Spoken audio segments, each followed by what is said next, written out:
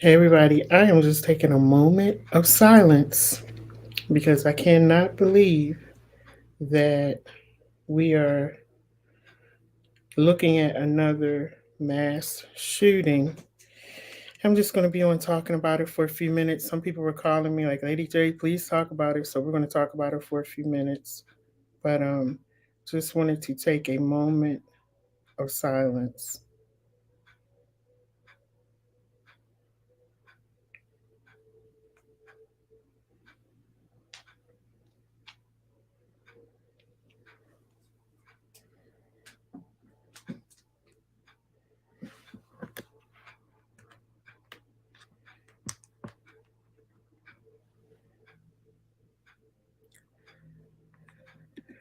So, hope everybody's having a good night despite what has happened today. I to be honest with you guys, I'm not even home.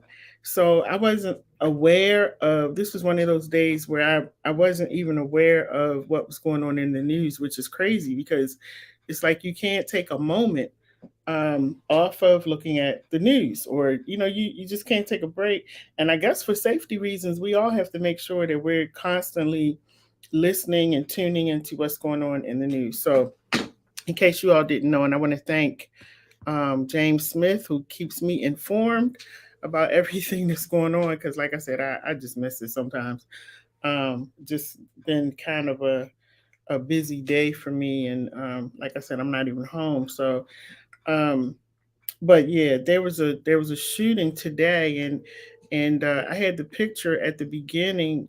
I want to hope that I'm saying this right. Uvalde High School. I hope I'm saying that the correct way. Uvalde High School. It's another mass shooting that took place today.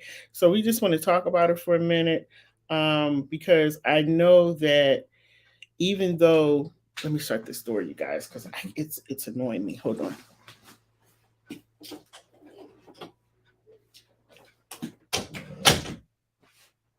I'm like really relaxed in my element, just trying to chill for a minute, but it's kind of hard to do. But what I was saying is that I know that even with even with it not being in, like, I live in Baltimore. Come on, come on.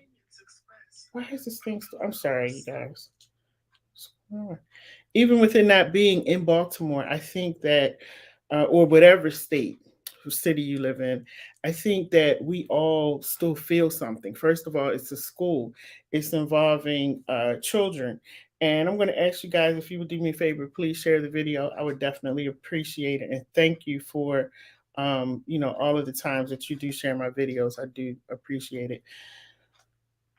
So I got a couple calls today because people are um, they are done. People are tired of all of these mass killings, and we just witnessed, and I just talked about this when a few days ago, out in Buffalo, New York.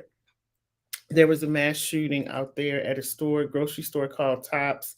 The young man had actually driven over 200 miles to get to the store because of his hatred for black people. And he hated black people so much that he drove to the store and he just went on a rampage shooting people. Um, John said, "Hey, John," he says, "the loss on all young lives is senseless violence impacts us all." And it does. I think we all feel it, especially now. Me personally, and it's all, especially if you're a parent, you do feel it. My son, he works at a school. He's a teacher, and so those are things that I think about because he'll tell me some of the things that are going on in his school, and I'm just like, in my older adult brain and all of the stuff that I've gone through, I'm like, wow, I pray that it doesn't happen, but I can see where somebody can pop off, if things are not addressed. So it's a sad day, and I want to talk a little bit about the story for those of you who may not have heard it. And I'm just taking a moment to share the video. I want to also talk about the fact that a lot of people are And I started hearing conversations after James contacted me. I started hearing conversations that people were having about the shooter and about these shooters, and why are they doing it? We need to do this, we need to do that. And yeah, you guys are right. There's probably a lot of stuff that we can do. Take them behind the shed and beat them up real good and kick them, and all these kind of things that people are saying. But I think the bigger question that we have to ask is, why are these things happening, and why are our children our children feeling so overwhelmed and so burdened that they feel like they have to go and kill. Somebody blamed it on uh, um, the video games. Blamed it on video games, blamed it on the fact that children sit. And I kind of wonder about that, because a couple of the children that I've talked to, not I'm saying a couple, but a few of the children that I have talked to, one of the things that they all say, I'll say, well, where'd you get that from? Or where did you learn that from? And they'll tell me, I saw it on my video game, you know? And so I kind of, Latoya Congolo is somebody I would like to talk to about that, to see what her feeling is. Are these children acting out because they see these video games and they feel like they can do the same thing that's in the game? Like, what is really going on? What's going on in the homes? I think those are the bigger questions that we have to ask as we start talking about, because the whole Tops situation, the young man who shot the people up in the Top store.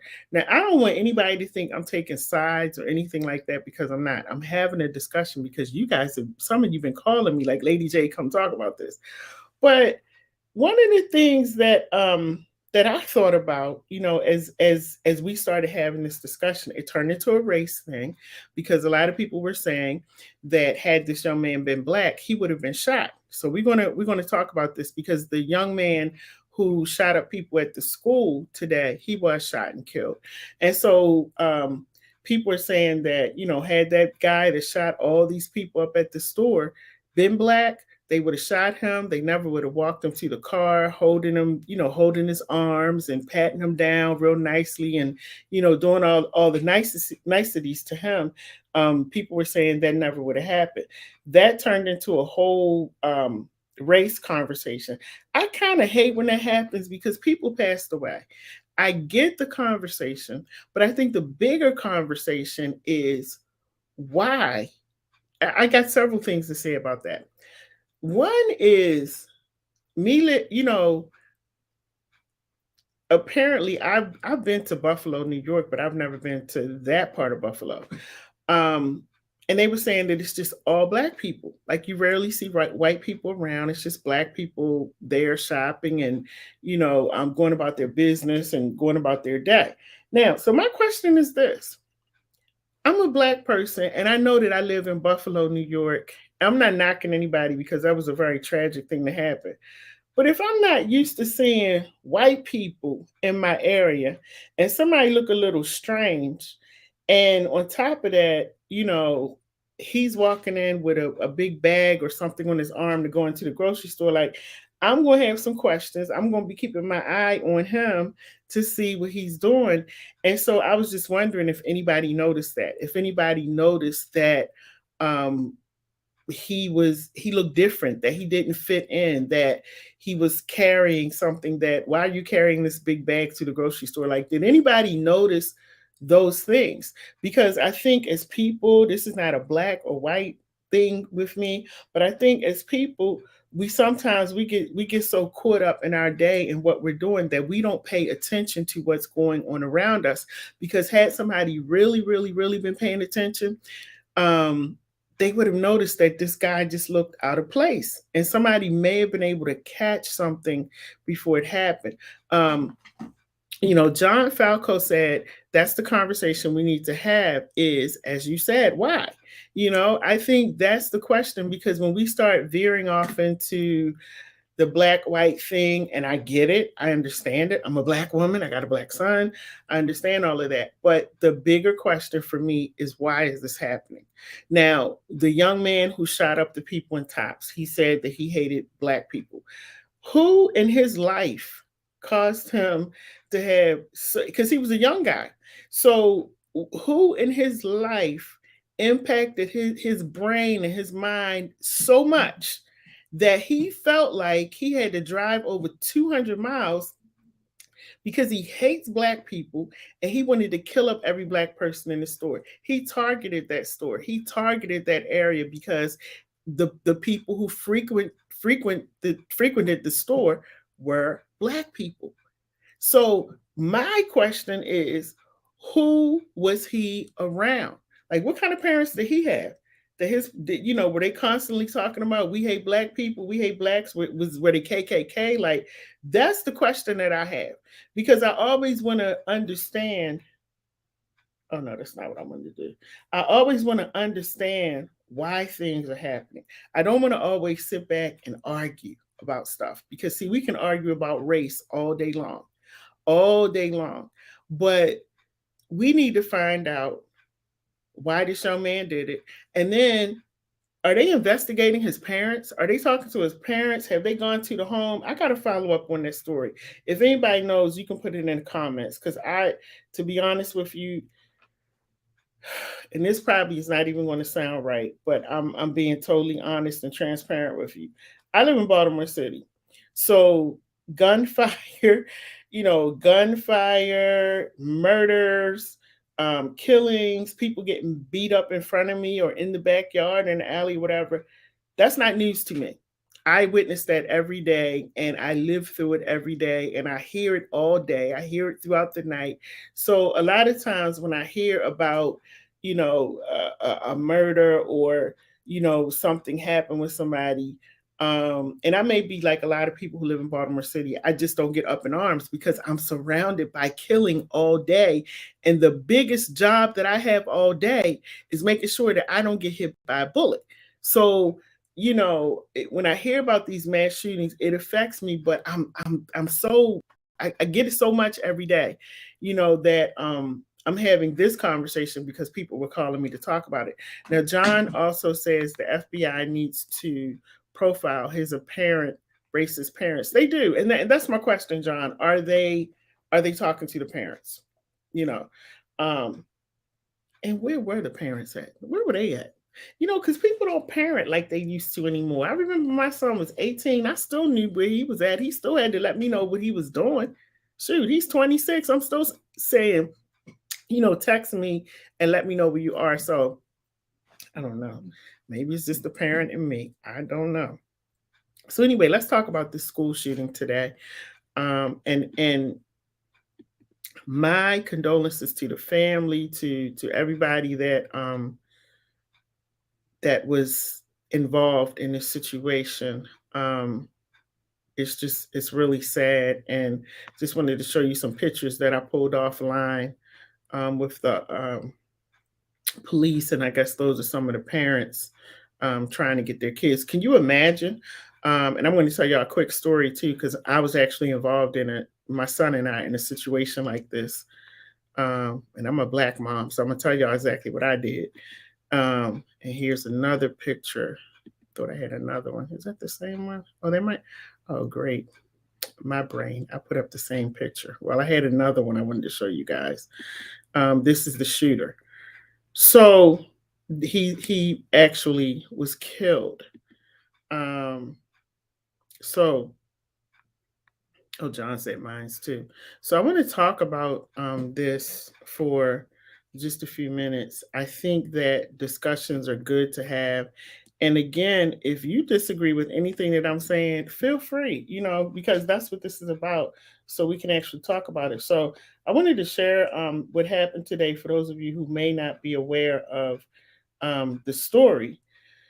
So, it says deadly shooting at a Texas elementary school. Of all places, an elementary school.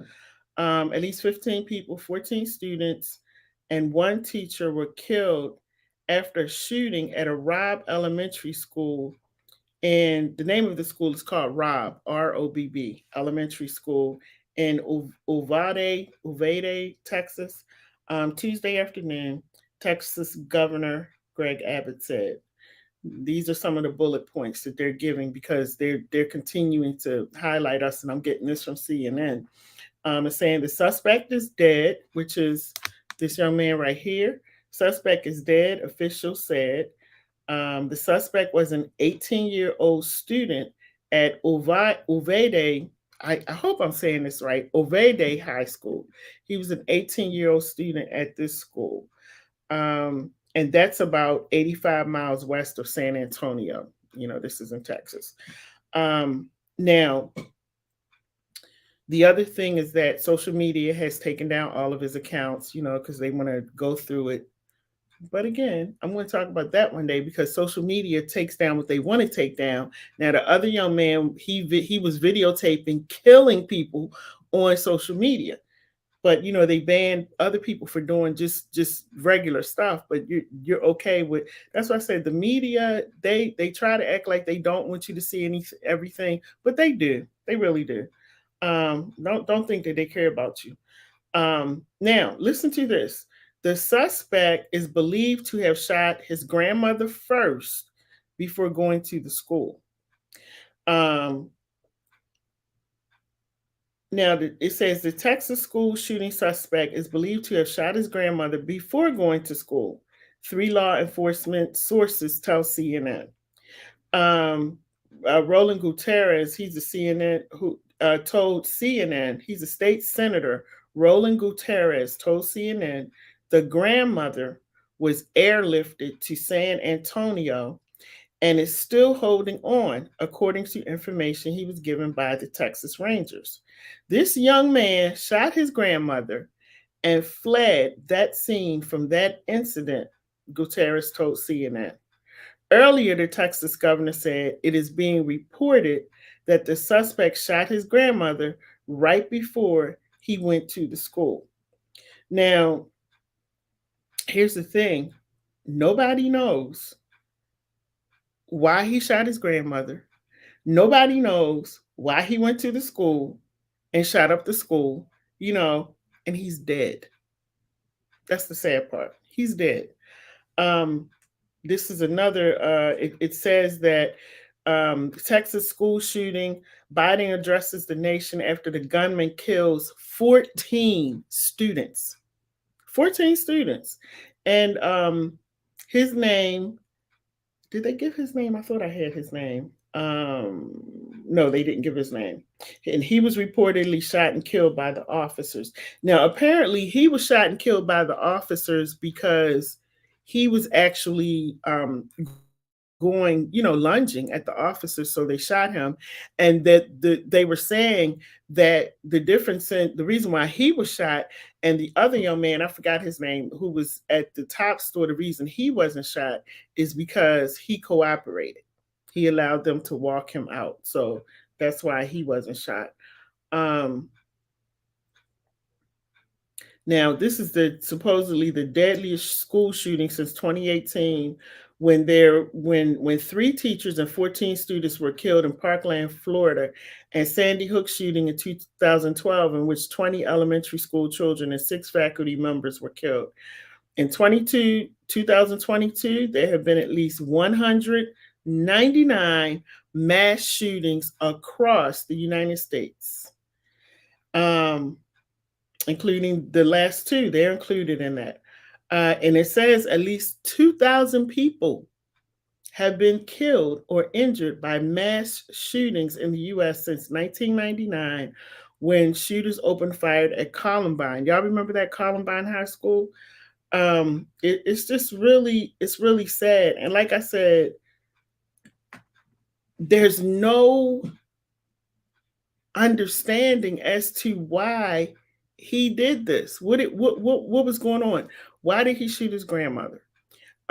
These are the questions that. Oh, John just gave me an update. He said, sadly, we are up to 18. Oh my goodness! Wow. Thank you, John. Sadly, we are up to 18 dead children now. Listen, this is why you all hear me talking so much about mental illness, mental health, um, suicide, anxiety, stress. This is why, and some people are like, would you please stop talking about that? No, I'm not. And if you don't like me talking about it, click off. Like, click off right now. Delete me, unfriend me, block me. If you're sick of me talking about it, click off. Because until it happens in your home, or somebody close to you, then it's going to matter. Then you're going to want to have the conversation. Then you're going to want to try to figure out why these things are happening. For people to say, stop talking about it, you talk about it too much, you're ignorant. That's all I can say to you. You're ignorant.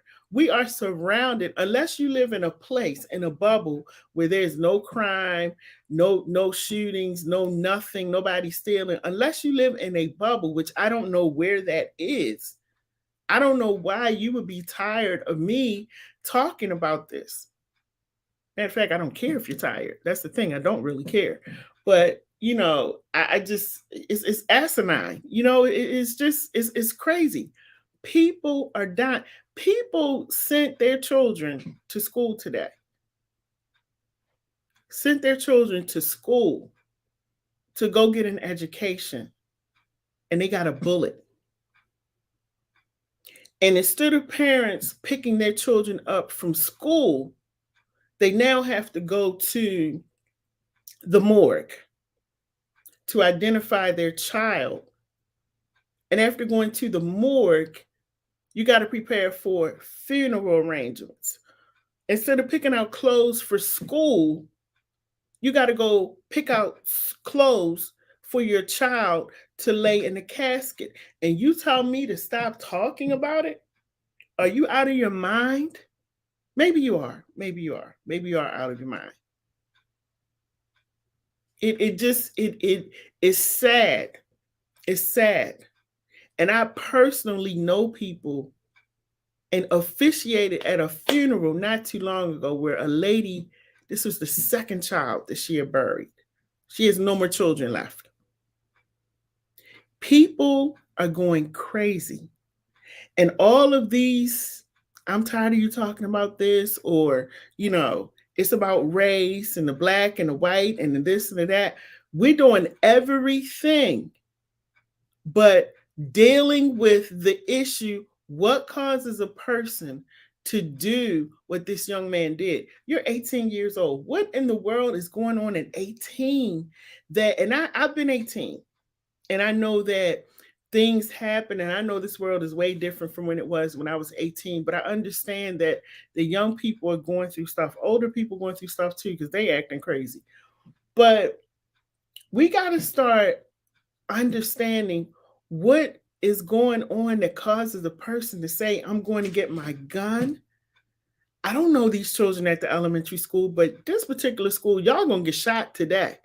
I'm coming in there and I'm killing up everybody. He goes to the high school. What were you doing at the elementary school? Not that I want him to kill anybody at the high school, but you know what I'm saying? You go to the high school, but you shoot the children at the elementary school. Like what was the connection? What is going on? He's dead. So we really don't know. And then you got parents. What if that was their parents' only child? Now you got parents at home probably going crazy right now because their child is gone, and there's no closure with this because the person who did the killing is dead. So when people sit around and they say stupid stuff like, stop talking about this, or you're talking about it too much, or we don't want to hear your story anymore, then click off. Goodbye. Be gone.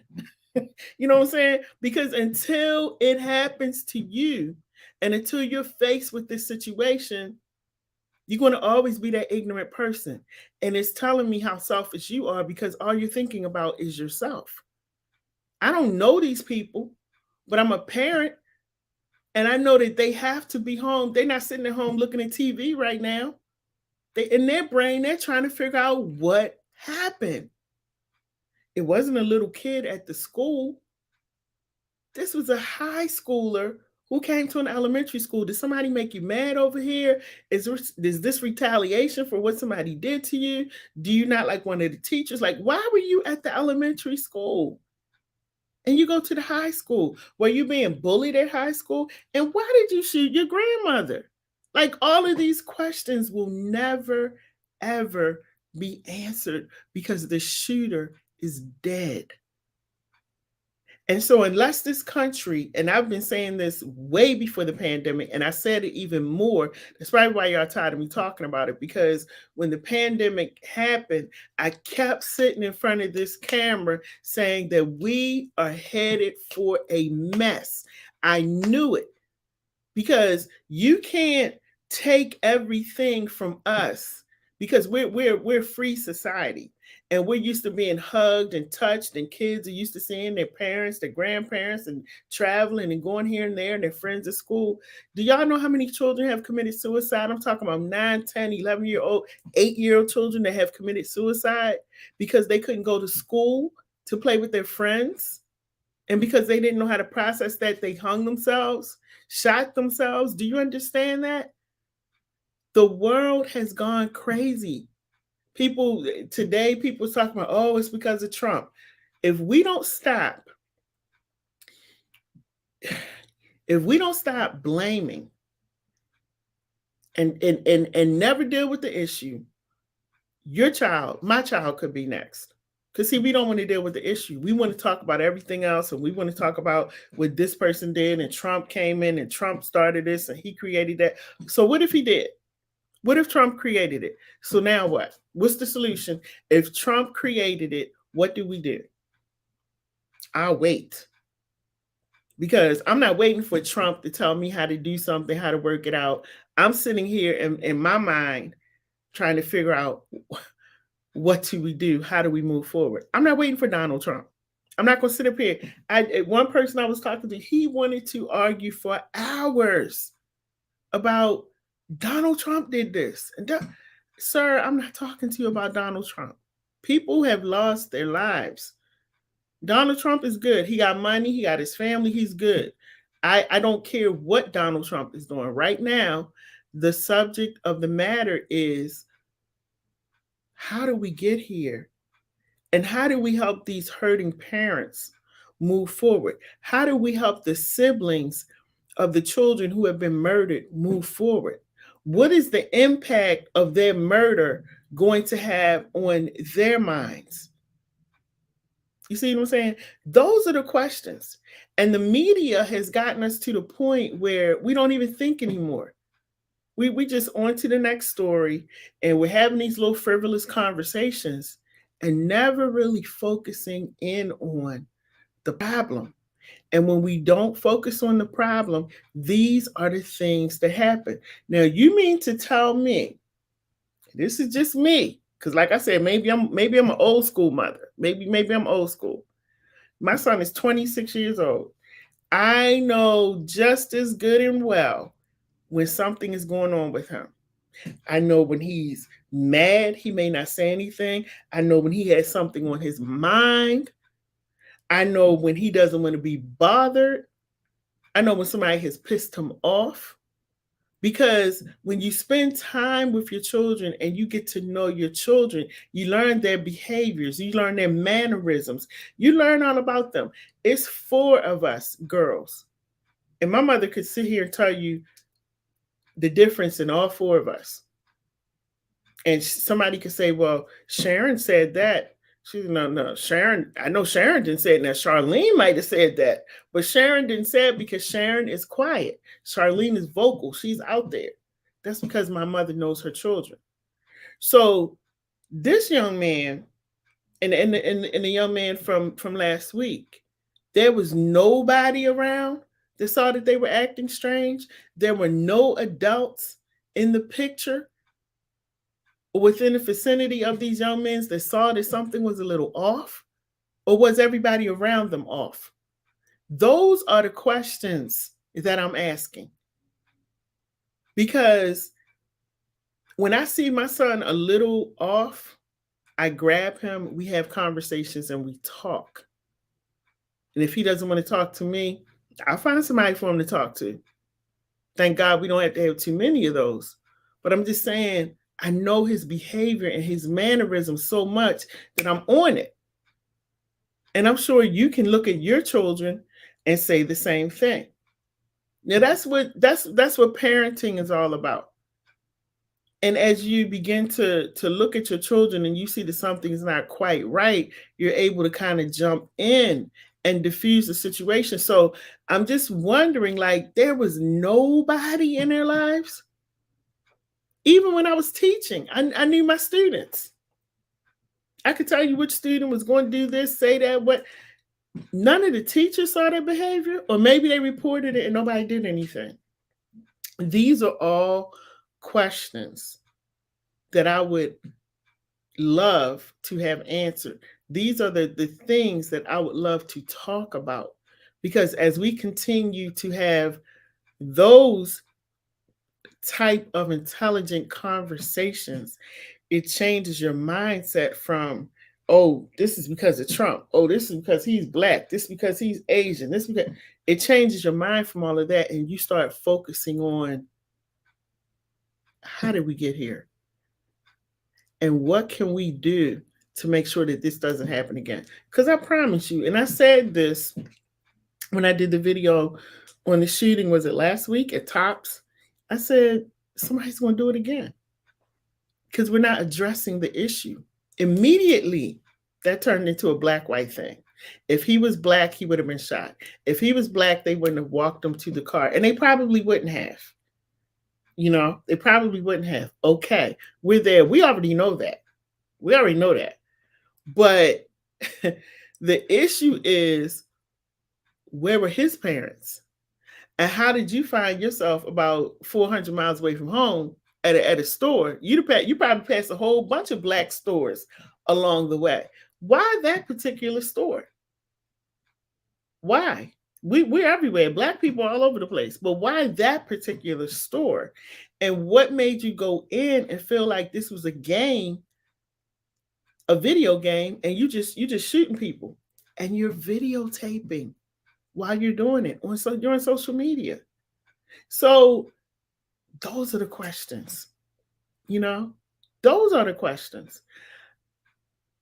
I can't imagine what these parents are thinking and feeling tonight. You wake up on a Monday and you think about, because my son, I know about taking kids to school. So you're thinking about packing lunch, you're thinking about their schoolwork.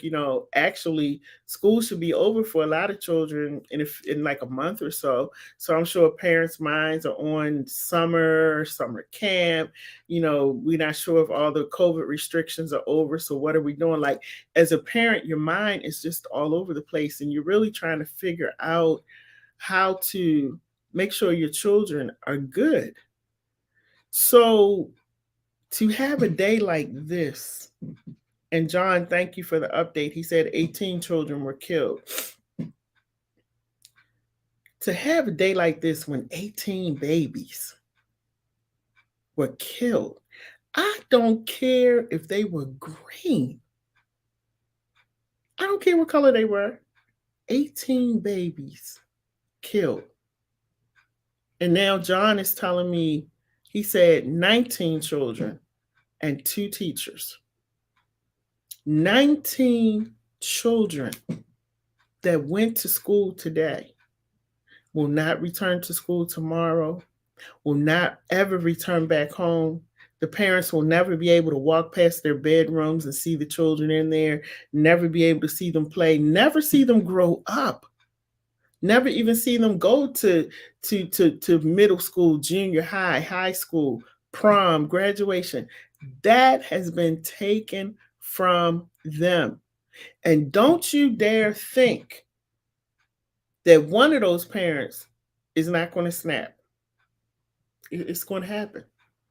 It's going to happen. You're going to have parents probably breaking up.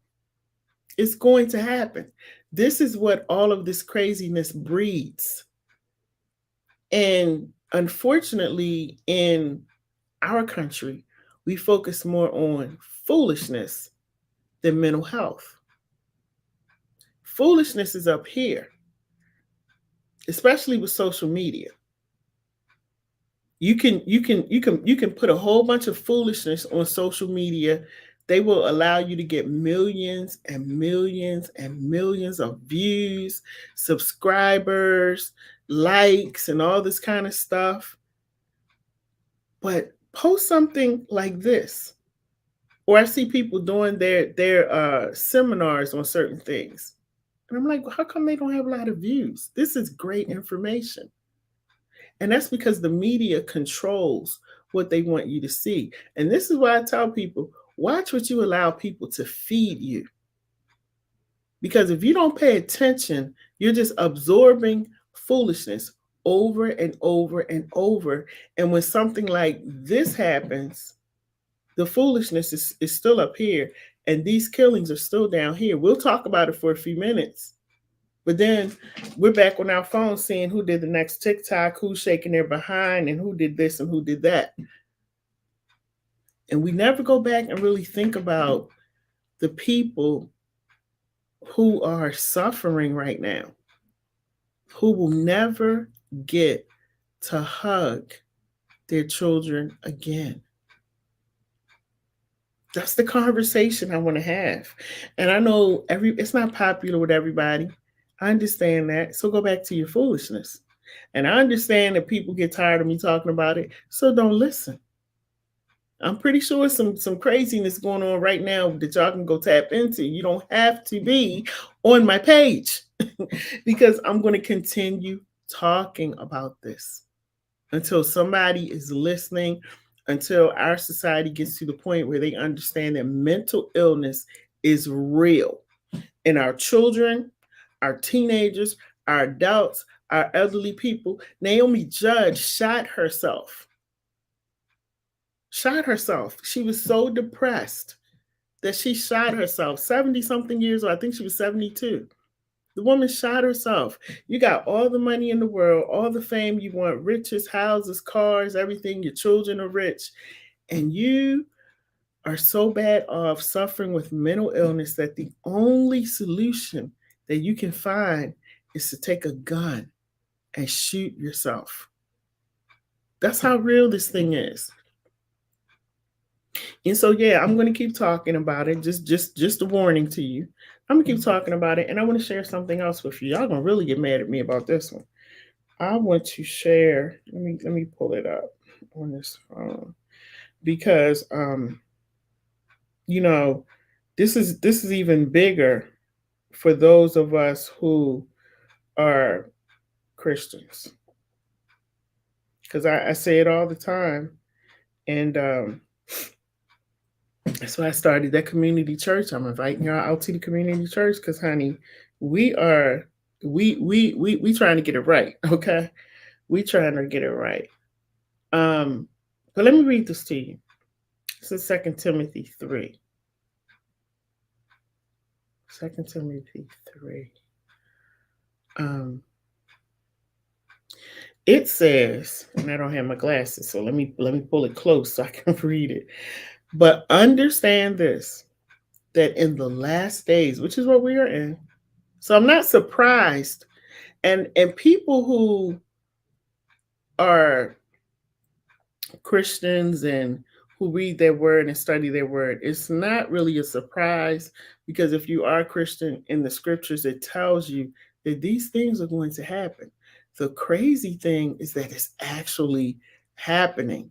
Because as a kid, I would hear my dad preaching it over and over and over again. But to be an adult and actually see the craziness in front of me, that's a whole nother level. But it says, understand this, that in the last days there will come times of difficulty, which we're in the time of difficulty, because Biden sure don't know what he's doing. Because somebody wake him up, because every time he stand up at the mic, he look like he sleep. And then it said, for people will be lovers of self, true. Lovers of money, true. Proud, true. Arrogant, very true. Abusive, oh my goodness, yes. Disobedient to their parents. God, I probably don't even need to go on. That's the whole subject right there. Ungrateful, unholy, heartless, unappeasable, slanderous, without self control, brutal, not good, not loving good, treacherous, reckless, swollen with conceit. I know a lot of those people. Lovers of pleasure rather than lovers of God. And here's the part for the Christian people: having the appearance of godliness, but denying its power. Now, it's a lot of scriptures in the Bible, a lot of books in the Bible. But that one scripture right there, if that's not as clear as can be, I don't know what is. And every time I open my word and read it, I'm like, you know what? This is like when I used to go to the drive-through, and I would pop the hood up on my truck, and my son and I would lay in the back, and we would just lay down and we would watch at the drive-in theater. Y'all ever go to Benji's? We go there and we watch the movies. This is just, when I read stuff like this from the Bible, it's like I'm watching everything on a big screen on the world stage. And everything that's in here is happening right now. And listen, if it ain't happening where y'all live at, it's happening in Baltimore City. Oh my goodness, on a regular, I want to pack my suitcases and run away from here. It's bad here. It's bad, very bad. And you know, it's to the point where I'm like, you know what?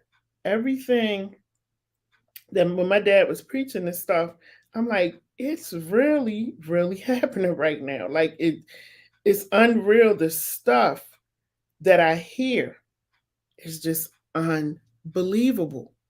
Unbelievable. So on the one hand, and somebody's going to say, well, Lady J, if you serve a God that's so wonderful and so powerful, why would he let those children die and get shot and go out in such a bad way? Let me tell you something. This world is at war. And I'm not talking about the physical war and the military, and they're talking about martial law and all this stuff. I'm talking about a spiritual war where let me get it for you, because I don't want to say anything. Let me read it to you. Because we're in a spiritual war, a spiritual battle, a spiritual fight, and it's so deep that when we talk about these young people out here killing, if you and this is a whole nother topic, but when we see these children going crazy like this is why I pray over my son, and I pray with my son, and I pray for my son. Because I already know the devil wants to take his mind. I already know the devil wants to set him up and have him in all kinds of craziness. I already know that. That's why we have to keep our children and our families covered, and we have to pray. Some of y'all don't believe in prayer, and that ain't got nothing to do with me. So let me read this scripture, 1 Peter 5:8. And it says, be alert and of sober mind. Your enemy, the devil, is prowling around like a roaring lion, looking for somebody to devour. I'm done. I'm done. I don't know how much clearer to make it to you. This is why I said come out to the community church, because we're dealing with some real issues. That's 1 Peter 5:8.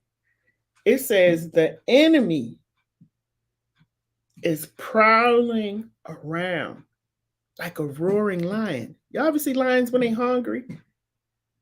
Looking for somebody to devour. Do you know what the word devour means? Oh, they're going to rip you to shreds.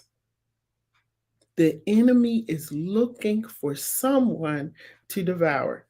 So when I see the craziness going on, when I see how our children are affected with all of this, the anger, the anxiety, the stress, the hate, they're killing, they're shooting, they don't care. When I see all of that going on,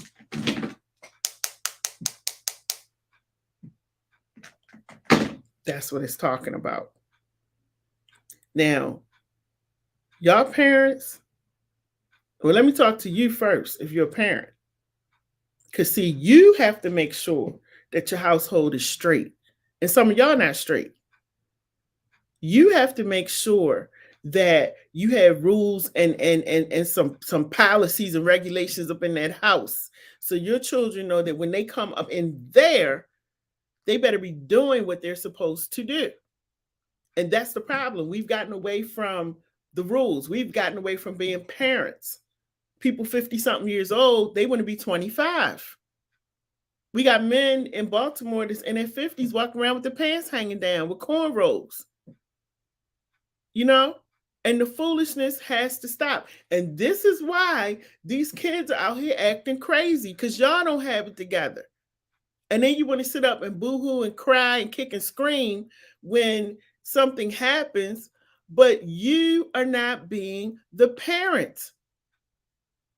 Ain't no more rules. Kids do what they want to do. I'm down at the office sometimes late. When was it? A few weeks ago. I can't even count how many underage children were walking up and down the street. Some of them were smoking, cussing, doing all kinds. And I'm thinking, where are your parents? Where your parents at? Oh, y'all probably cussing and smoking and drinking and doing the same thing. Because if you were not, you would be on that corner snatching your kids up and taking them back home where they're supposed to be. And we wonder why the kids are going crazy. Stop trying to be your child's friend. We ain't friends. Me and my son didn't become friends until he graduated from high school. Now we're friends. When you live in this house, we're not friends. You're the kid, I'm the parent. And there are rules. And if you don't like it here, oh well. Oh well. Now, unless you can find somewhere else to go, and this is where you reside, like I would tell him, you're a resident here. And this ain't permanent. But we're so afraid to talk. Parents don't even know how to talk to their children. How do you not know how to talk to somebody that God helped you to create? Somebody that you pushed out of your body, and you don't know how to talk to them? You don't know how to relate to them? I saw the craziest thing last night. And y'all probably saw this. And I think this second or third time it came across my page. Where a mother has a 1-year-old son. And because she likes to be tatted up, she decided to just put temporary tattoos all over her son's body. She said, it's cute. It looks good. I like him like that. He likes it. He's 1. He's just learning how to walk. He told you he liked it? Because he sure couldn't talk on the video. Did he say he liked it? Because I'm trying to figure out your form of communication where he told you that he liked getting temporary tattoos. She has a big gold chain around his neck, gold chain on his wrist. He had over 700 pairs of shoes, tennis shoes, a whole closet full of clothes. And she says he likes this. He likes dressing up. At 1, are you kidding me? This is the problem that I have. And then y'all going to wonder why these children grow up acting crazy, don't know what's going on. They're disrespecting you because this is what we're putting in front of them. At 1 year, a 1-year-old is telling me that he likes getting tatted up. Really? Now, I must be slow. I've been on the planet for a long time, but I've never seen a 1 year old say, I love getting tatted up, because most of them are just learning how to talk. And the ones that can talk, I've never heard them say it. Now, most 1 year olds that I know, they like toys. Some of them still doing the teething ring. They like to eat. They like to play, especially boys. They like to roll around and be dirty. I don't get it. And I said, Jesus, you got to come back, because these people on this earth are crazy. And not only did she think it was okay, they were interviewing her family members, her sisters, her cousin, a friend of hers. And guess what they said? I'm happy for her, because she's doing what she wants to do. I think it's great. You know what's great? You know what she's looking at? That ain't nobody saying, the elephant in the room. You like all of those likes and clicks and million views and all of that. But all of that, sweetheart, that's going to play out. That's going to get old, because that little boy is going to grow up and turn into a young man, a teenager, and a grown man. That's going to be out of control, because you're starting it right now at 1. If you don't believe me, go look up what it means, formative years. What are the formative years for a child? And those are the years when you should be teaching and showing and saying no. This is when you're building that mind. Because once they get 10, 11, 12, 13, ain't nothing you can do with them. What you going to do? I never thought in my lifetime that I would see so many dysfunctional parents, and they're okay with being dysfunctional. Now, y'all might say, what does this have to do with the shooting? It has everything to do with the shootings. The one last week, the one this week, the ones that go in Baltimore City all the time. It has everything to do with the shootings, because the parenting starts at home. These children didn't just wake up yesterday and say, you know what, I'm going to go shoot everybody. This craziness has been going on in their life since they were born, since you stopped being a parent. This is when all of this has been going on. So I don't feel bad for what I'm saying, because I know the importance of parenting. I know the importance of parenting. And I know that when you don't parent, and granted, there's some good parents out there, and you always sometimes have that one child that falls by the wayside. I'm not talking about you. I'm talking about the people who want to sit around and be their child's friend. You're on these videos, TikTok, dancing, shaking your behind, your little girl shaking their behind. Do you understand that there are child predators, molesters walking around, looking at your children, sitting there enjoying you showing your children how to shake it and move it around and all of that? Do you understand that molesters are sitting there watching that? Child predators? And y'all think that's cute? Putting your daughter on display? Like, the craziness that's going on in this world is just unreal. Who is watching the children? Who is protecting the children? Who is guarding the home? Because a lot of the parents then left the building, because they out of here trying to get their best life on. You get one time to parent that child. One time. They're only going to be 10, 11, 12, one time. You get this one time to mold and shape this person. Don't mess it up. Because you can live your life later on. I promise you, you can. You can live your best life later on. While you have these children, be a parent. And as a matter of fact, I'm often looking at social media, and see, when I grew up, and some of you guys may be able to relate, there was no social media. I didn't grow up with phones. And this is another reason why y'all can't parent, because you can't get off the phone. You got to be texting. You got to be looking to see how many likes you like yourself. How many hearts you got? Love yourself. How many thumbs up you got? Pat yourself on the back. But people live and thrive off of this phone. I had a conversation with my son the other night. Mom, you only got 700 something Instagram. Who cares? My generation, your character matters, integrity matters, your family matters. So I don't need to thrive off of social media. That's why I said I never care how many likes, views, but who cares? What I care about is when people see me, do they think that she's a woman of integrity? Do they think that she's a woman of character? Do I carry myself in a certain way that's respectable? That's my concern. But everybody's so caught up on likes and views to the point that you have your children glued to this thing right here. And all they want to see is how many views I got, how many likes I got. Oh, I got more likes than you. Oh, you got little kids. I've heard them having discussions about it. What are we teaching these children? What are we teaching them? And we're so oblivious to what's going on that when these mass shootings occur, everybody's all up in arms.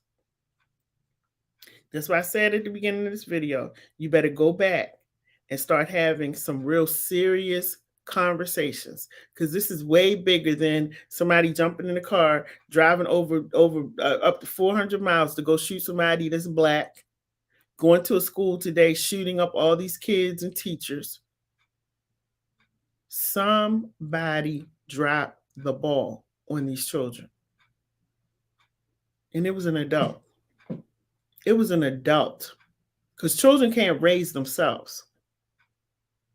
It was an adult. And y'all can disagree. You say whatever you want. I don't really care. I am telling you that somewhere along the way, somebody failed these children, whether they fed them misinformation about, all black people are bad, they're dirty, they're this or that. You failed your child. And as a result, your child is now labeled as a mass murderer because of your failings. And we can't say it's all white people, because guess what? Black people killing people too. And they killing each other at a rapid pace. I don't even know if anybody's gonna be able to reproduce, because they're killing all the black men, and the black men killing each other. We can't say it's the white man, because I live in a city where a bunch of black people is killing up each other every day.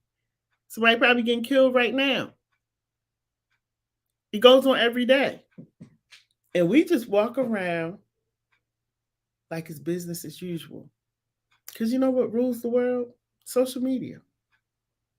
How popular I can be. How many likes I have. It's to the point where nothing is private. Nothing is sacred. You go on YouTube, people, they rolling out the funeral. Here's the funeral. They showing the funeral service. I mean, nothing is sacred. And I was saying about social media because this is going to make me sound really old, but some of y'all remember this. When the fairs used to come to town, like in Baltimore, we have the Maryland Fair. And before, when I was little and we would go to the Maryland Fair, they used to have these sideshows. So the sideshows would be really, people that were deformed, and people would pay to go in to see them, like the smallest woman in the world, the man who walks with his hands, that kind of stuff. And people would just, pay like $1 or something or whatever, and you walk in and you look at them as you're going through. They don't have to do them no more, because people putting their children with all kinds of abnormalities on the screen. And they rack up likes, and they're able to make money by doing that.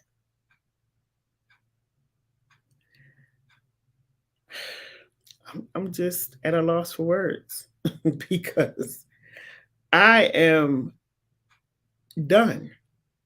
I'm done. Let me see. Like, yeah, Joyce. Joyce said the kids make the rules. She said, and they did. The kids make the rules. They tell you what they're going to eat, what they're going to drink, when they're going to go to bed, when they're not going to bed. Tell you to go sit down and be quiet, and you go sit down and be quiet. I see some of these videos where the kids are slapping the parents in the face. There's one video out where the kids are pranking the parents, and the one parent is saying, I'm going to say something. And then when your dad comes in the room, you say F you, telling them to say the word. And then the dad is jumping up ready to kill him. Why is that funny? Why are you planting this stuff in your child's head? That's why I miss a lot of stuff on social media. I basically go on, I post, I try to motivate people, and I get off. So half the time, I don't know what people posted on their pages because it's that kind of stuff. I'm not going to continue to feed in my brain. I got to go through a whole bunch of mess just to get to something nice. Women half dressed, everything hanging out. You stretched out like you in Penthouse magazine. I guess we don't need them no more. You in Penthouse magazine, legs open, breasts hanging out, butt up in the air, thongs on. Like nothing is sacred anymore. That's exactly why I stay to myself because I can't do it. I can't. Lily said the parents have come down to be hip with the kids instead of the kids looking up to the parents and doing what's right. Exactly. They want, like I said, you 50 something, but you want to be 25. You want to dress like them. You want to dance like them. You want to go get your butt surgery, your breast surgery. You want your waist snatched. You want everything. Let your child be a child and stop being your child friend and go get some friends your age.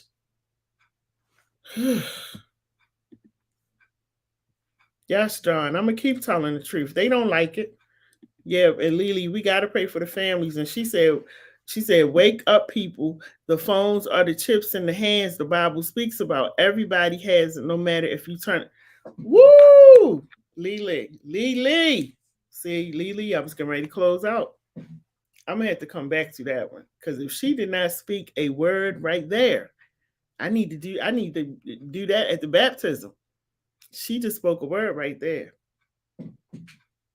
People talking about, oh, I don't want to get the mark of the beast. You're walking around with it. That's why you don't know what's going on. And you're not looking up because you got to keep looking down at your phone, which is what the devil wants you to do, to keep looking down at your phone and stay so focused on that you don't know what's going on around you, not even with your children.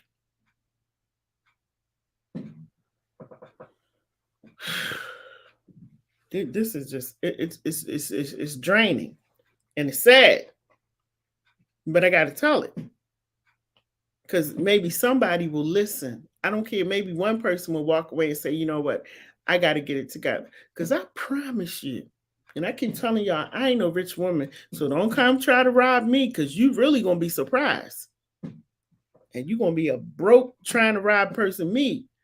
But I promise you that if you keep being your son or your daughter's friend, they're going to show you something when they get older. And you're not going to like what you see. But you're creating a monster right now. So keep doing that. And when they get older, they're going to show you something that you thought you would never see or never had to deal with. And then it's going to hit you. I created a monster. That's what's going to happen. Because don't nobody want to hear what I have to say. But I'm telling you. Now, I've been to Shepherd Pratt here in Baltimore where 10-year-olds grabbing my hand, Miss, don't leave me. Don't leave me. I want to go home. Why are you here, sweetie? I tried to burn my grandmother's house down. 10 years old.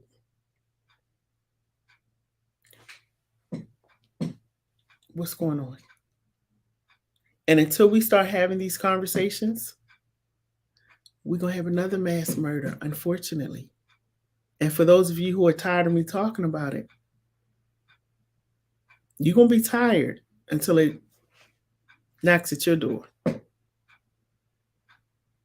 My prayers go out to every family that's at home right now who should be holding their baby or putting their baby in the bed or getting their clothes ready for school tomorrow or trying to figure out what they're going to take to lunch or, how she going to comb the little girl's hair. My prayers go out to these families. I cannot imagine my baby going to school. My little one going to school. They didn't do anything to anybody. They didn't deserve this. They're in school. Teachers going to work to teach. They're not bothering nobody. They're there to do a job, to take care of their families, to educate children. And they are no longer with us. My heart goes out to them. I can't imagine. I really can't. Because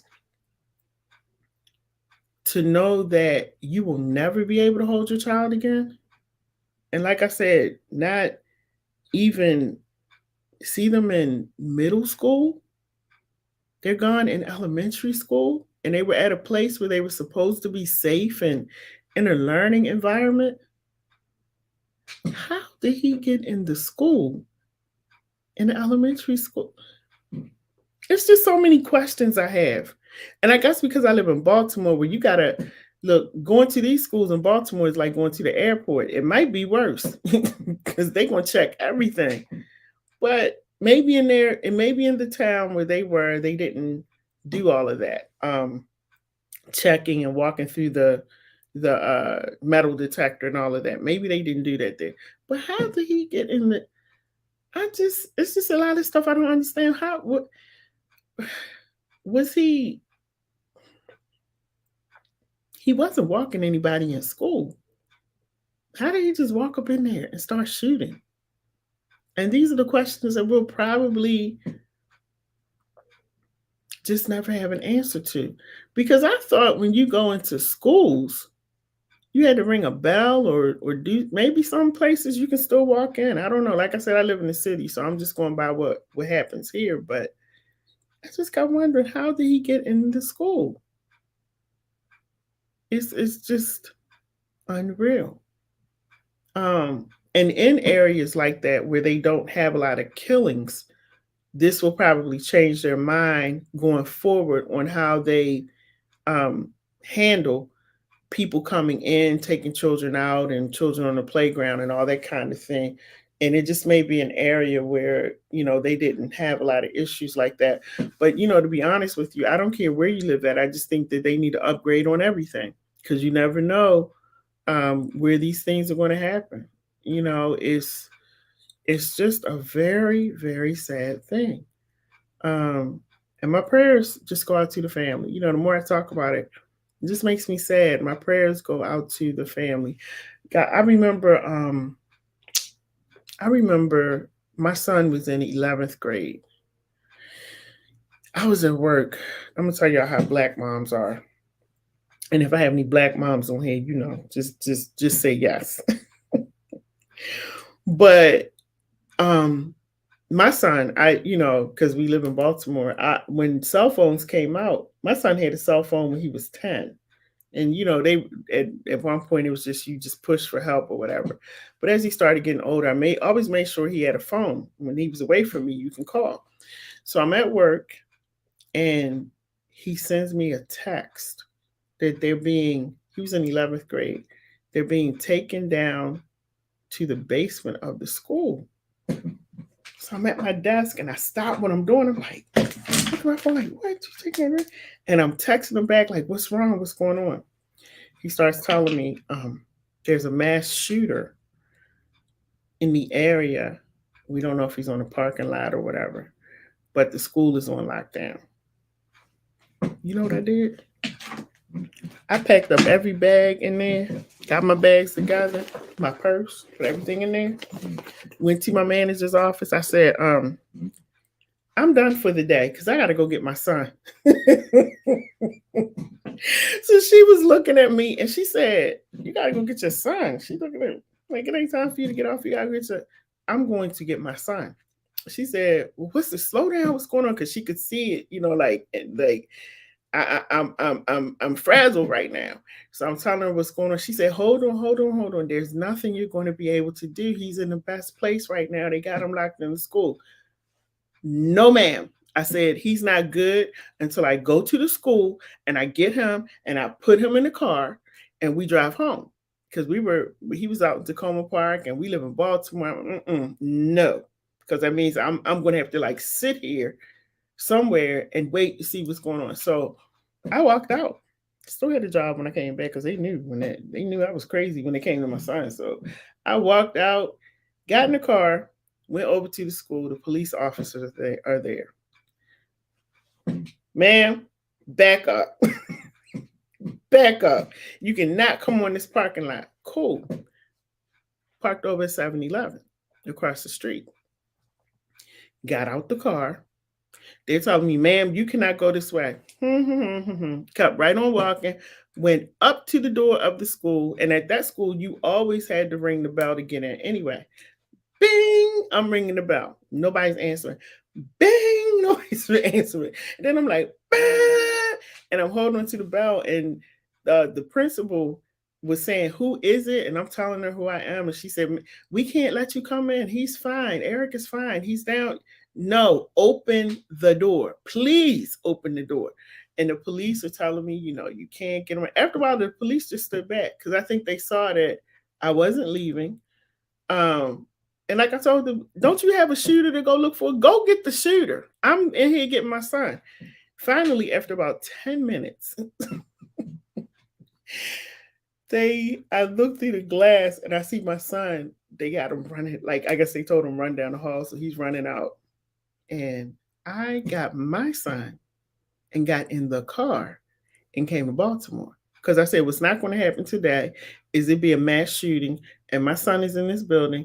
And y'all probably saying she is crazy, but don't Black women do that? That's what we do. Like, it's like we become superwoman. Like, we don't care. Now, when it comes to our babies, you're not going to, what you say? "I can't go over there. I can't go." Is that what you said? "I can't go in there."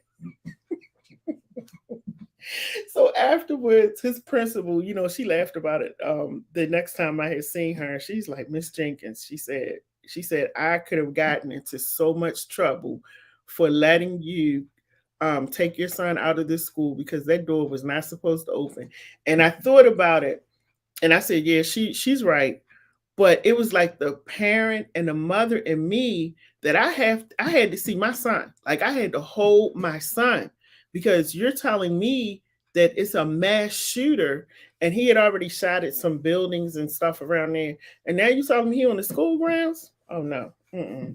But you know, Lily, yeah, Lily say yes, we do, because that's what Black women. That's how we are with our children. We become like the mother hens, like the eagles. We soaring in like what you're not going to do, and we go get our children. It was crazy. I shouldn't have did all of that, but I did.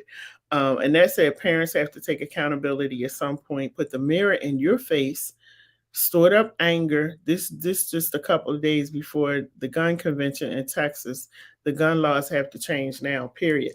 Yeah, I'm not really familiar with. I don't know if anybody's on here from Texas. I'm not really familiar with the gun laws in Texas. I don't really know. I think they're a little liberal with their gun laws, but I'm not really sure. Don't quote me on that. But so anyway, just to wrap all of this up, this is the young man um, who who is the one who killed. I think John said it's 19 people now and two teachers. He's the one that did the killing. He was a student.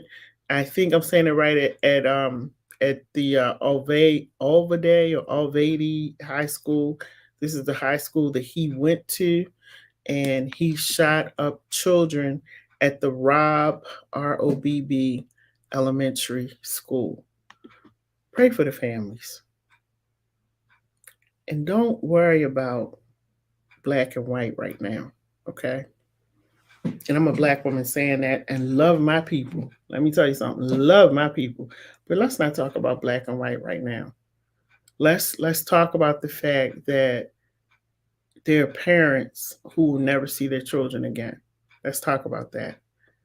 Let's talk about the fact that this killing, these killings, murders, are going to have residual effects on the siblings, the parents, the aunts, the uncles, the grandparents,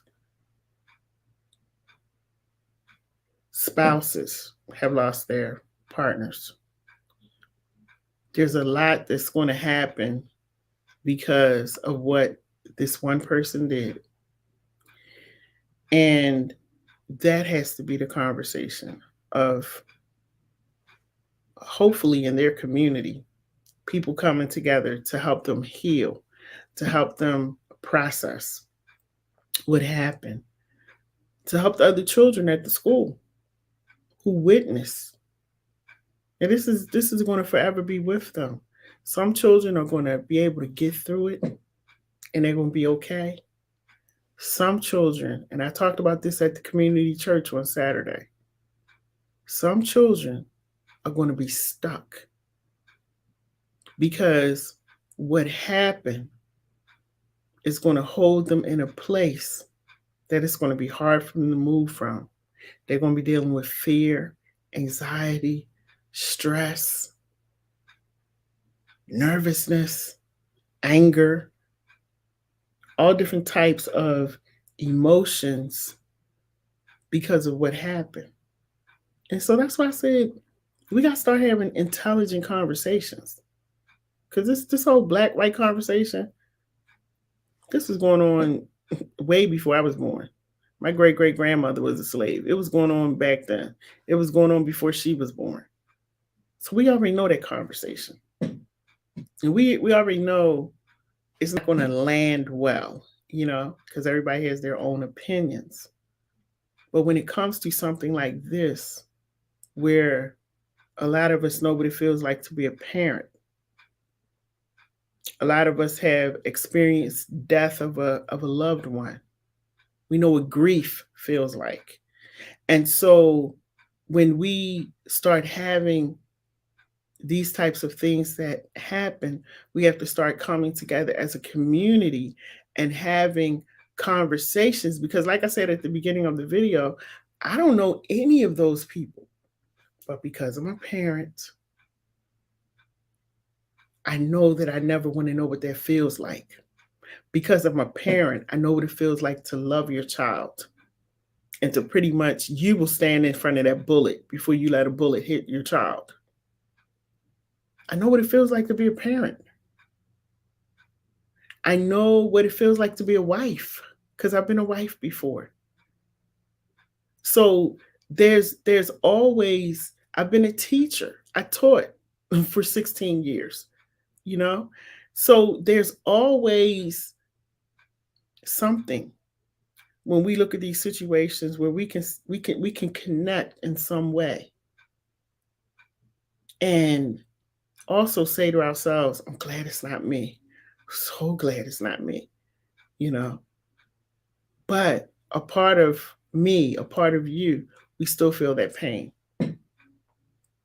I would never, ever want to know what it feels like to lose a 6 or 7 year old child to a senseless killing. And then he's gone. The guy who did the shooting is gone. He's dead. So basically I'm going through the rest of my life trying to figure out like what happened. Why were you at the elementary school? So let's pray for the parents. And that said, pray for this boy's parents. He killed his grandmother. So his mental is to be questioned. And let's not show hate right now. Just pray. And that's a good point, Annette. That's a good point. And you know what, Annette? That takes a lot of I'm going to say intelligence. because we're so used to falling into a certain place and having conversations that don't need to be had. And what you said right there is so powerful. If he went after his grandmother before he went to the school, we noticed something was going on. And like I said, where were the adults around him? Because somebody missed it. Somebody dropped the ball. And all of this probably didn't need to happen. Had parents or guardians or whoever has charge over this young man, had charge over this young man, had they done something. It's very sad. Lily says it should also be a teaching and learning moment, but it happened before. So how is it happening again and again? And Lily, unfortunately, like I said in the middle of this video, it's going to happen again. Because until we as a society teach people that it's more important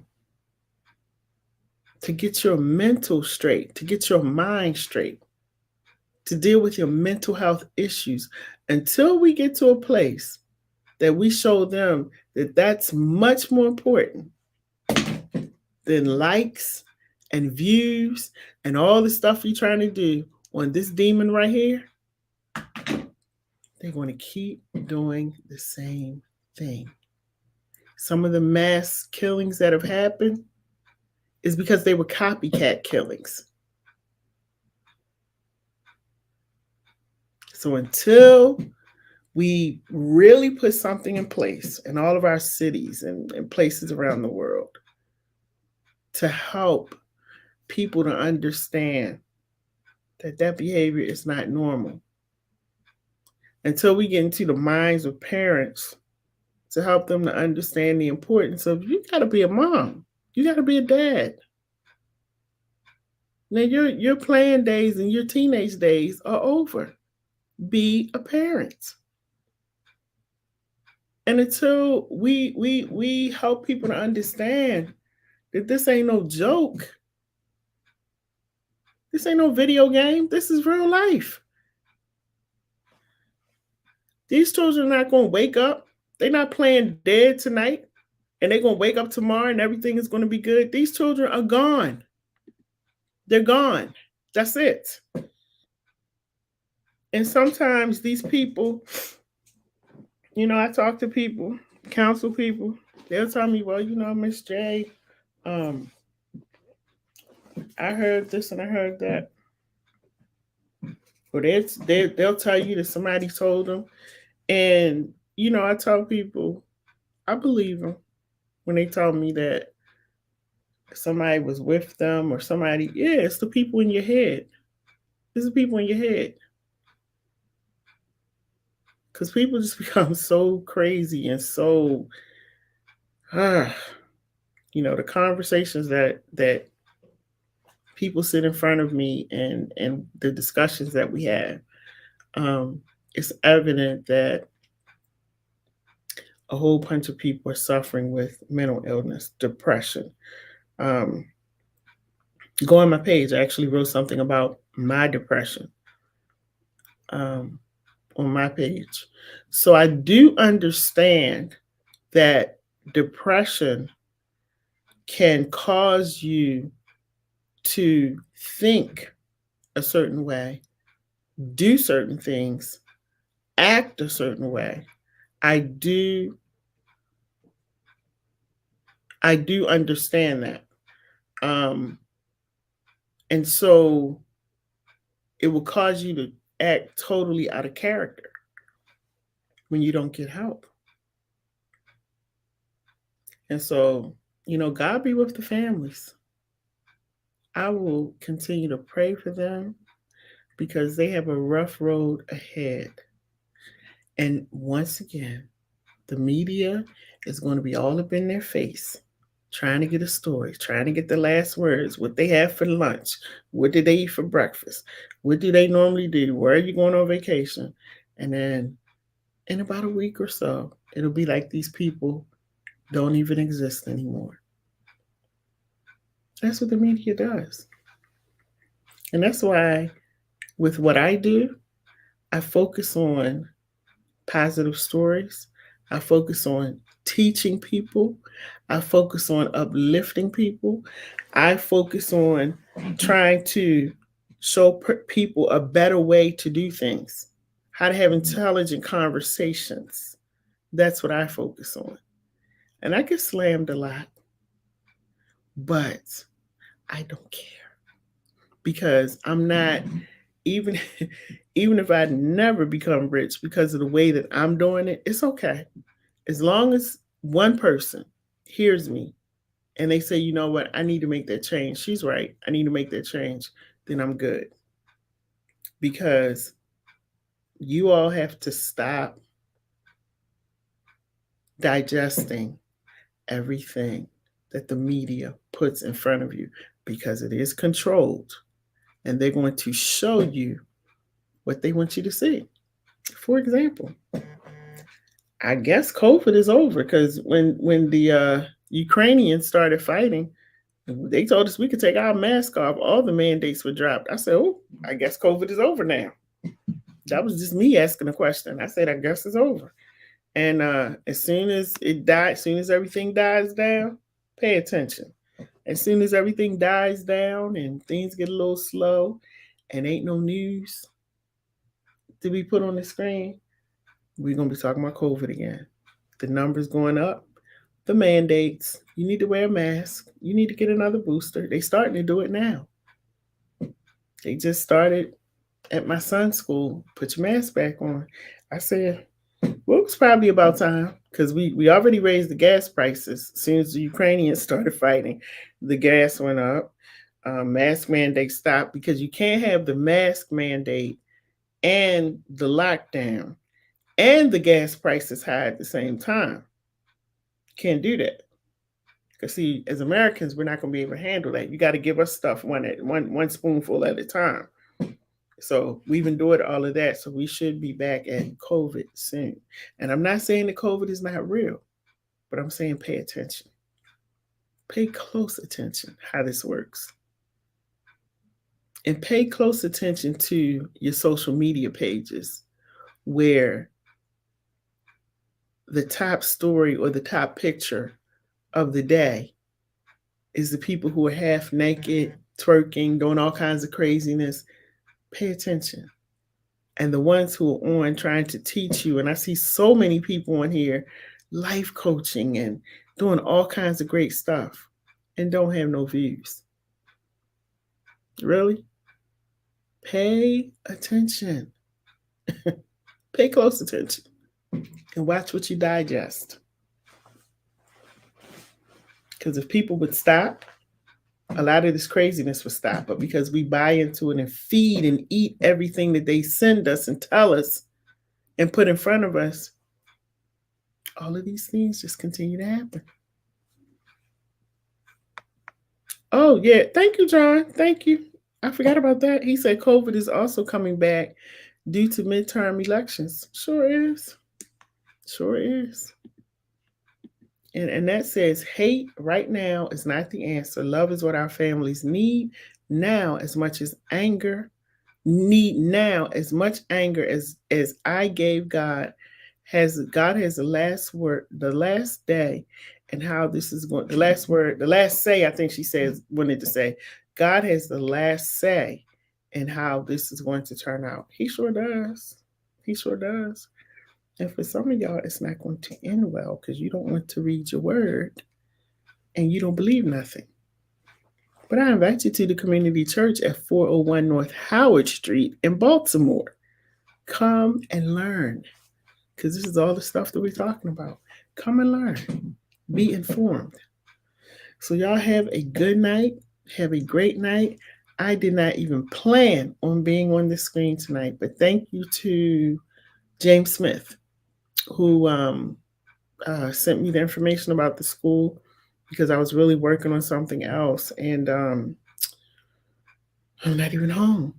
So I was just like, you know what? I'm going to sit in front of this camera with this head tied up, with this big shirt on, and we're going to have a discussion.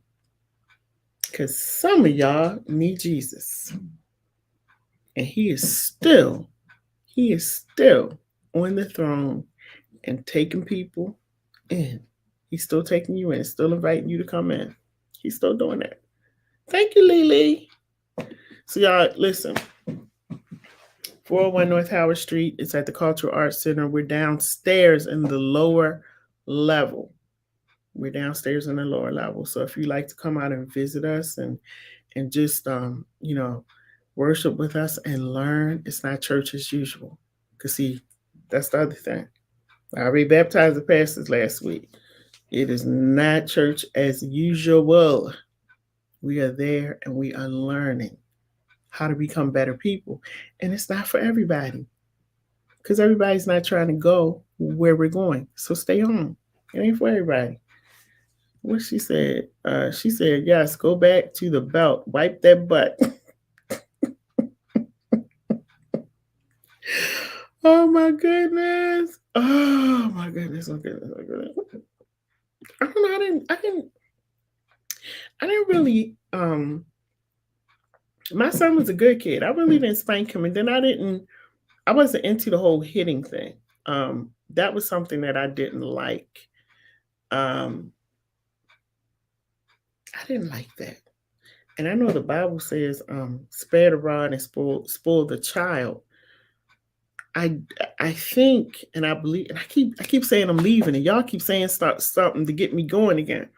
But I believe when it says spare the rod, spoil the child, like I said at the way beginning of this video, that you have to know your children. So for example, I have two sisters that the rod for them was my parents would, they didn't need to be spanked, I'll say like that, or beat or whatever.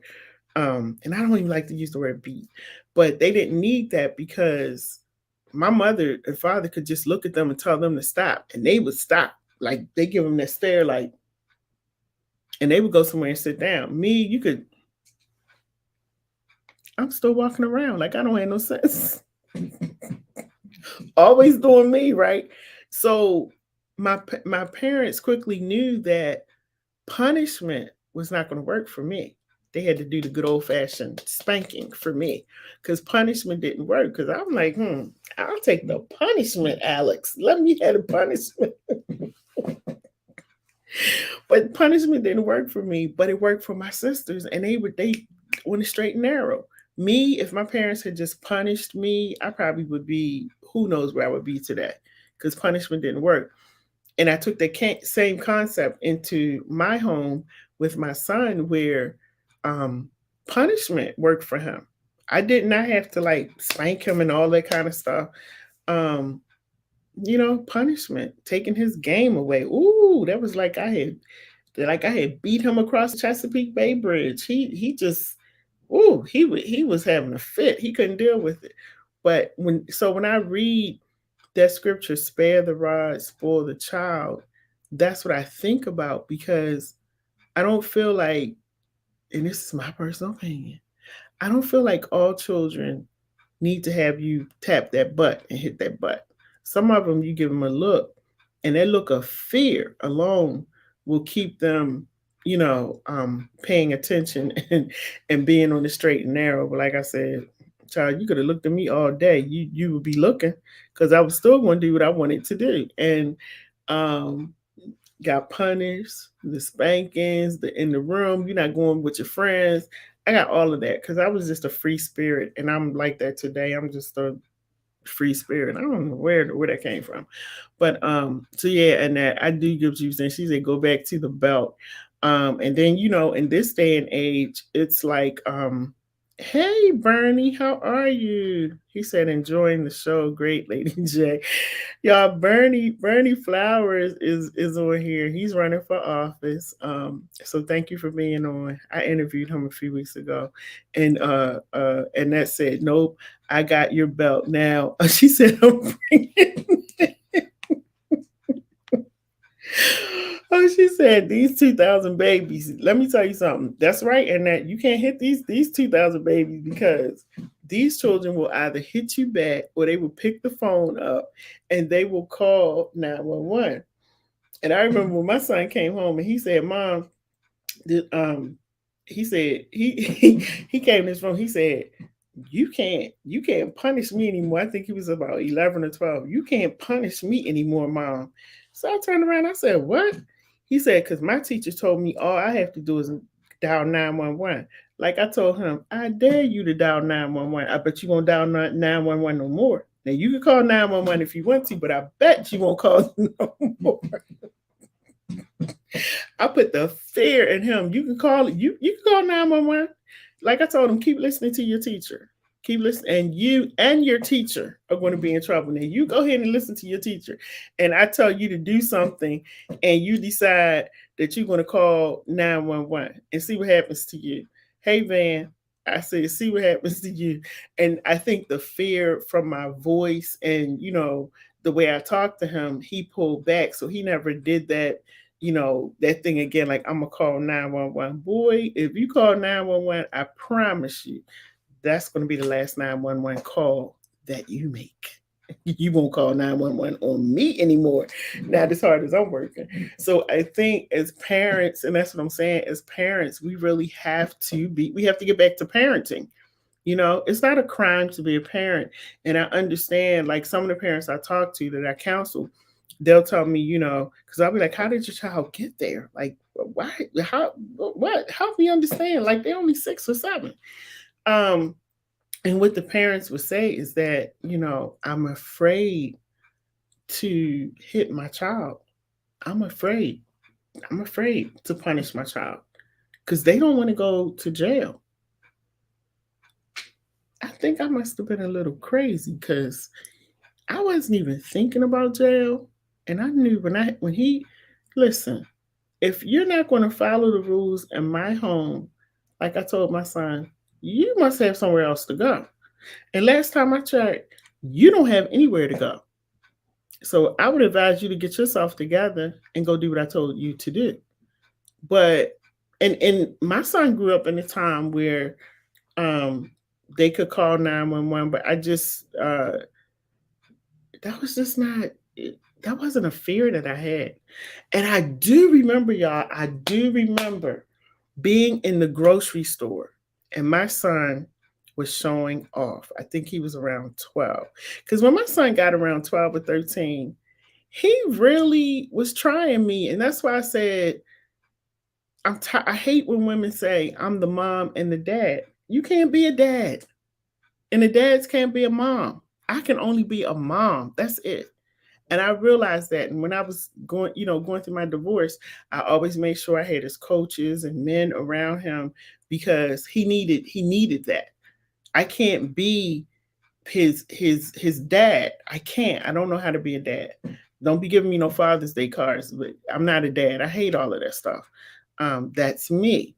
Okay. This is my show. And if you don't like it, then you can click off. What Miss Van say? She said, my nephew hates when I go off. My voices intimidate my niece and nephews. They call me the warden. I don't play. Don't let me get upset. The concrete comes out. Oh my goodness, Van. I know. I know. She said when I beat that butt, they going. She said they going down 913.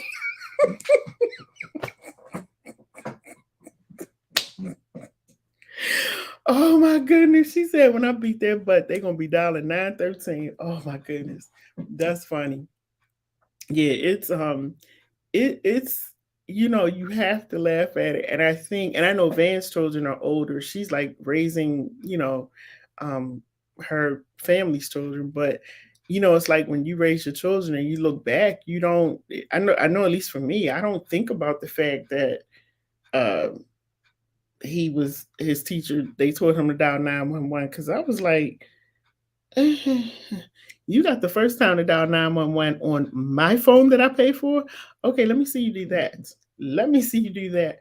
Um, because that's not gonna happen. Not here. Not here. Oh no. No, there will be no dialing of 911. Um, but like I told him, I'm glad you understand what it is, but mm, I would advise you, young man, don't do that. But yeah, I think that we just have to get back to gotta get back to being parents. It's not a crime to be a parent, and it's a matter of fact, like I said, oops, let me get that off. If you're a Christian, okay, I'm gonna have to get off in a minute. If you're a Christian, you know, that's what God has, and God has given you a child. Be a parent. If you got to punish, spank, or do however you do it in your home, now don't go overboard, being abusive. I don't like that. Don't like that. Um, she said, read that comment if what happened today at my nephew's school. Where is it at? My nephew hate. I don't see it. I'm trying to see where it's at. I don't see it on here. It didn't come up on my screen. Sorry. Um, yeah, so so I just like to like laugh, and just because I know it's like a kind of a somber day, and sometimes you just gotta like laugh and reminisce. But my mother didn't have no problem beating my behind. Um, you know, she did it. I'm still here. I'm good. I didn't like it, but I I know that, like I said, there's four of us, and she had to give us the punishment that would help us, in our growth. Lily said you can't spank anymore, so kids feel like they can get away with acting a fool. It's stressing parents out, so they let go. And now some kids are too. That's true. I'm telling you, I talk to parents like counseling. That is the truth. Like parents are so stressed. I do know, to be honest with you, a couple of parents that have been locked up for, like, one lady slapped her child in the face because she was just running her mouth. So she slapped her in the face at school. And the school called the police, and what is it called? DC, what is it called? Child CPS. I'm giving a new letter, CPS. They called CPS, took the child, and locked the lady up. I think she was locked up for like a month or so. So it is real. But I believe in prayer, and I believe in God and what God has told me to do, and in the way that God instructed me to raise my son and punish him when he needed to be punished. Um, I said, God, you got to work that out, because there's no way, it ain't no way I'm going to lay my head on that pillow in my house and be afraid of my son. Oh, no, not me. Mm-mm. Van said, at my nephew's school today, some of the students decided to give out marijuana cookies that had K2 in it, and they were mapping out it's almost every emblem in the fire department in Baltimore City. What? Isn't your nephew young? At my nephew's school today, some of the students decided to give out marijuana cookies that had K2. I'm gonna tell y'all, this is why they say that God knows what's best.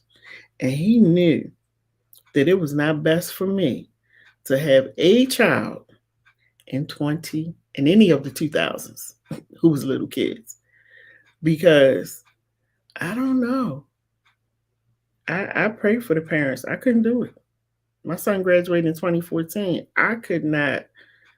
Lord knows I couldn't do it, and that's why I said, if I don't really date, but if I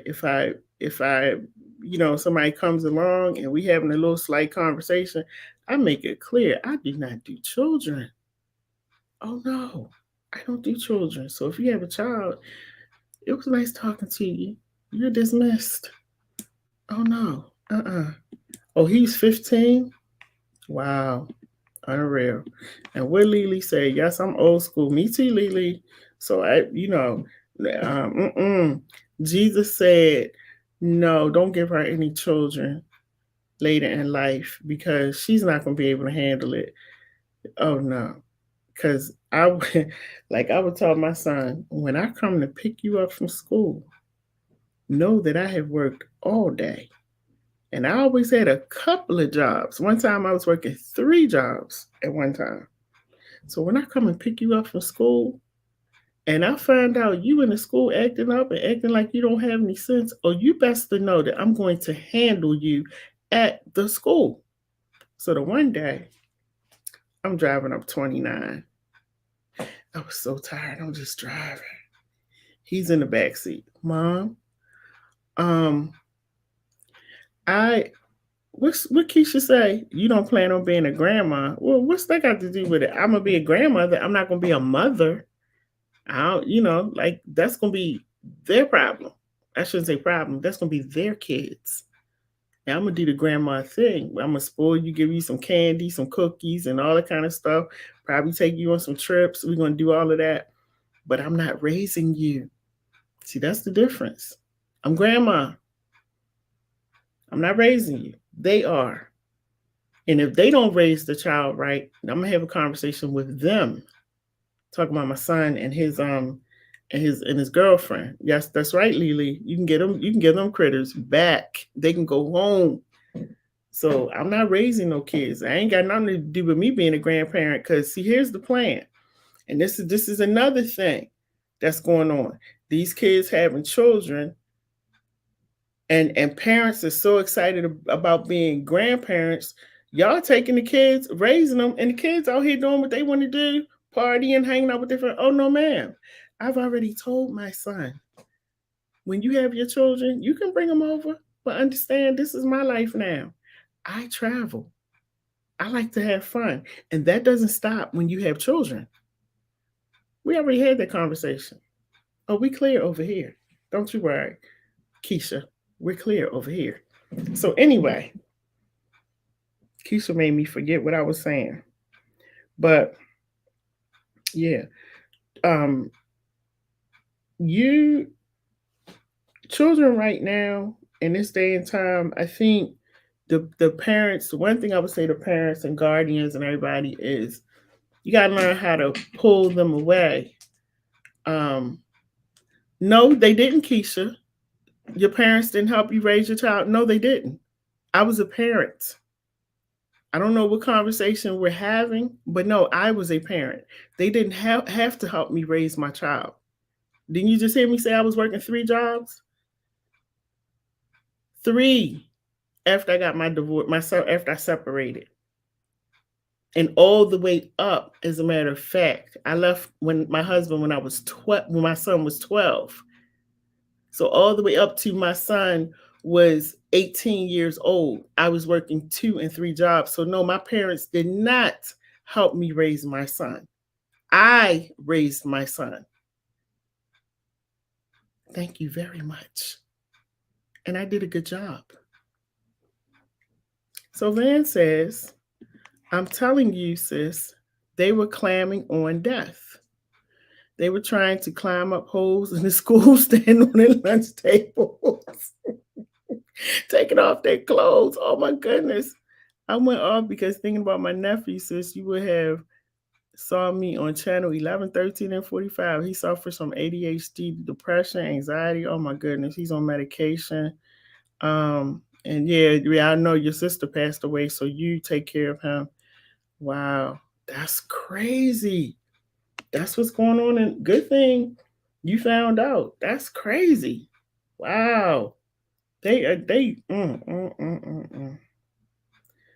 Woo, as I said, the Lord knew that this is don't give her no children right now because she wouldn't be able to handle it. He said he know how much you can handle. He knew that I could not handle it. He knew that. Um, she said, "Sis, I feel you. I'm not raising my grandkids either. Absolutely not. I give them back. It's 5 of them, and I understand. That's right. Why? I don't understand her question. Why would I need to take the job away from my son and his wife to raise the grandchildren? I can influence them. Maybe we're doing a play on words.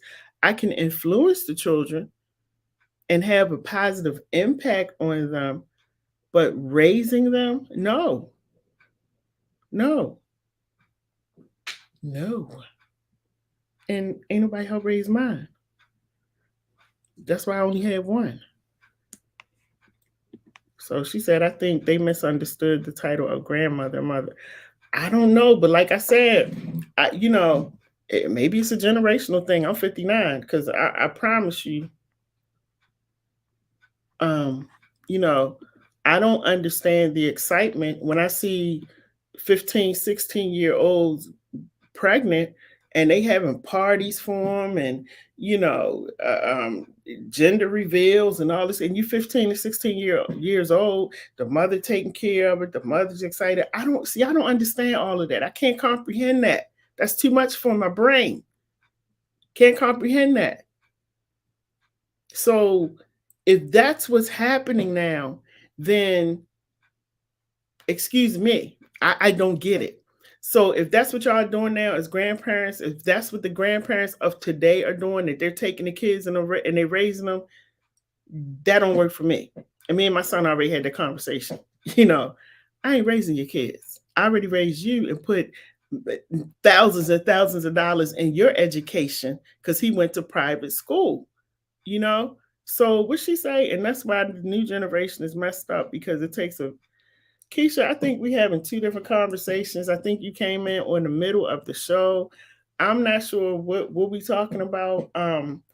She said that's why the new generation is messed up, because it takes a village. Okay, we can still be that village. I'm not raising your kids. I can be there to assist you, which I do every day. People who know me know I'm out there every day. I assist. I give money. I loan money. I give clothes. I give you whatever you need. I can assist you. I cannot raise your children. That is your job, not mine. But as a mother, as an African American woman, I'm going to be there, and I'm out there for my community. I don't know, I don't know. Maybe you're just coming on. I don't know.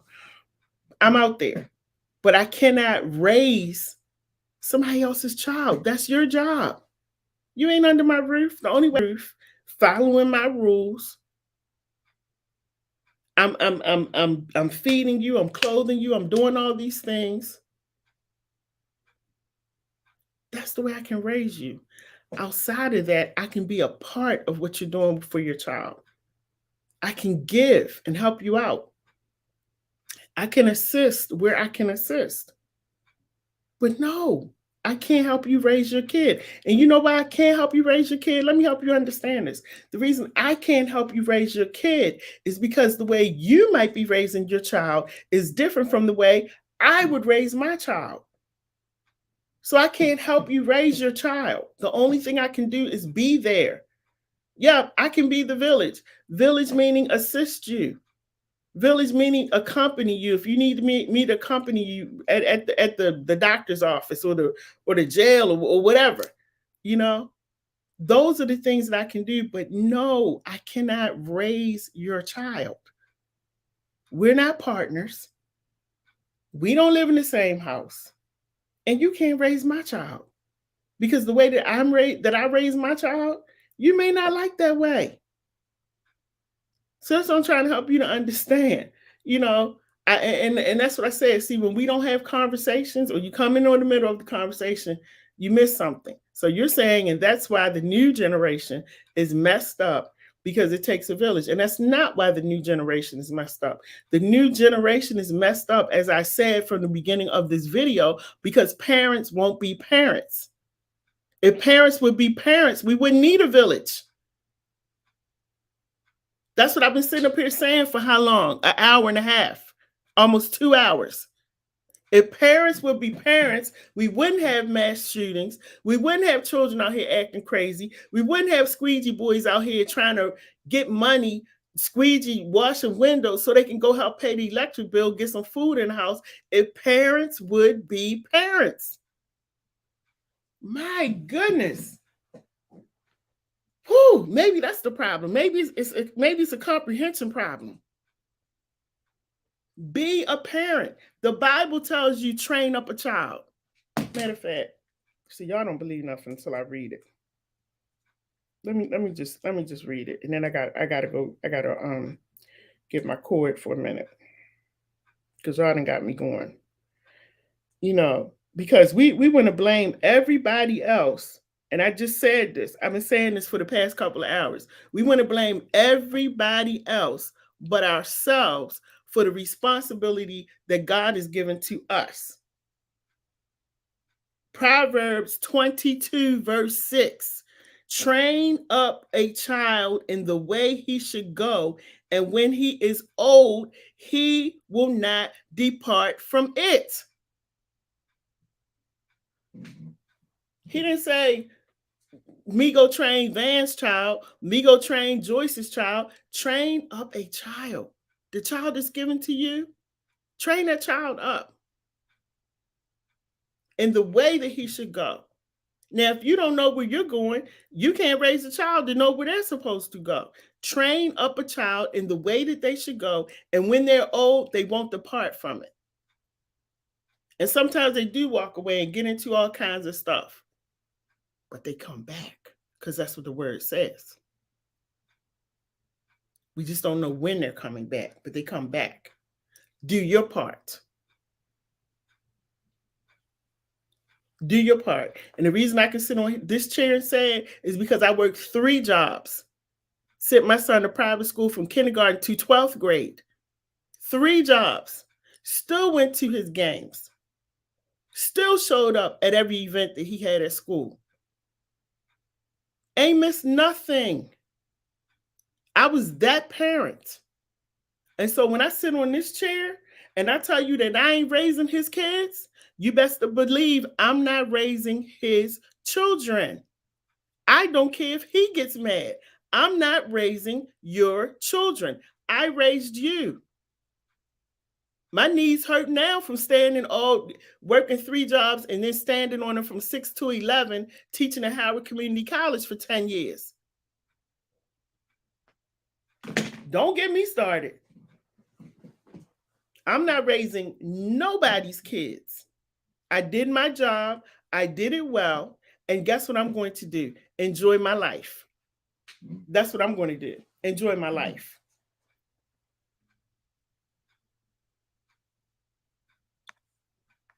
Lily said parents and grandparents need to take kids to church so they will sing church hymns and hear the word instead of all that mess they hear and see. Lily, I don't even think they know where the church house is at. This is a good point, but this day and age, I don't even think they don't even know the doors of the church is open. And that it means your child, because you are the one reading the Bible. Exactly. Your child. Train up your child. And stop looking for the village to do everything. See, I wasn't looking for the village to do for my son what God told me to do for my son. And I knew that if God gave me this son and he knew that I was in a messed up marriage and that I needed to get out of that marriage, I knew that he was going to take care of me and give me the strength to do what I needed to do for my son and my household and these bills and keeping him in private school. Which, by the way, because see, don't get me started. When he got up in those last years of school, his school bill was $1,422. I had to work a 3rd job.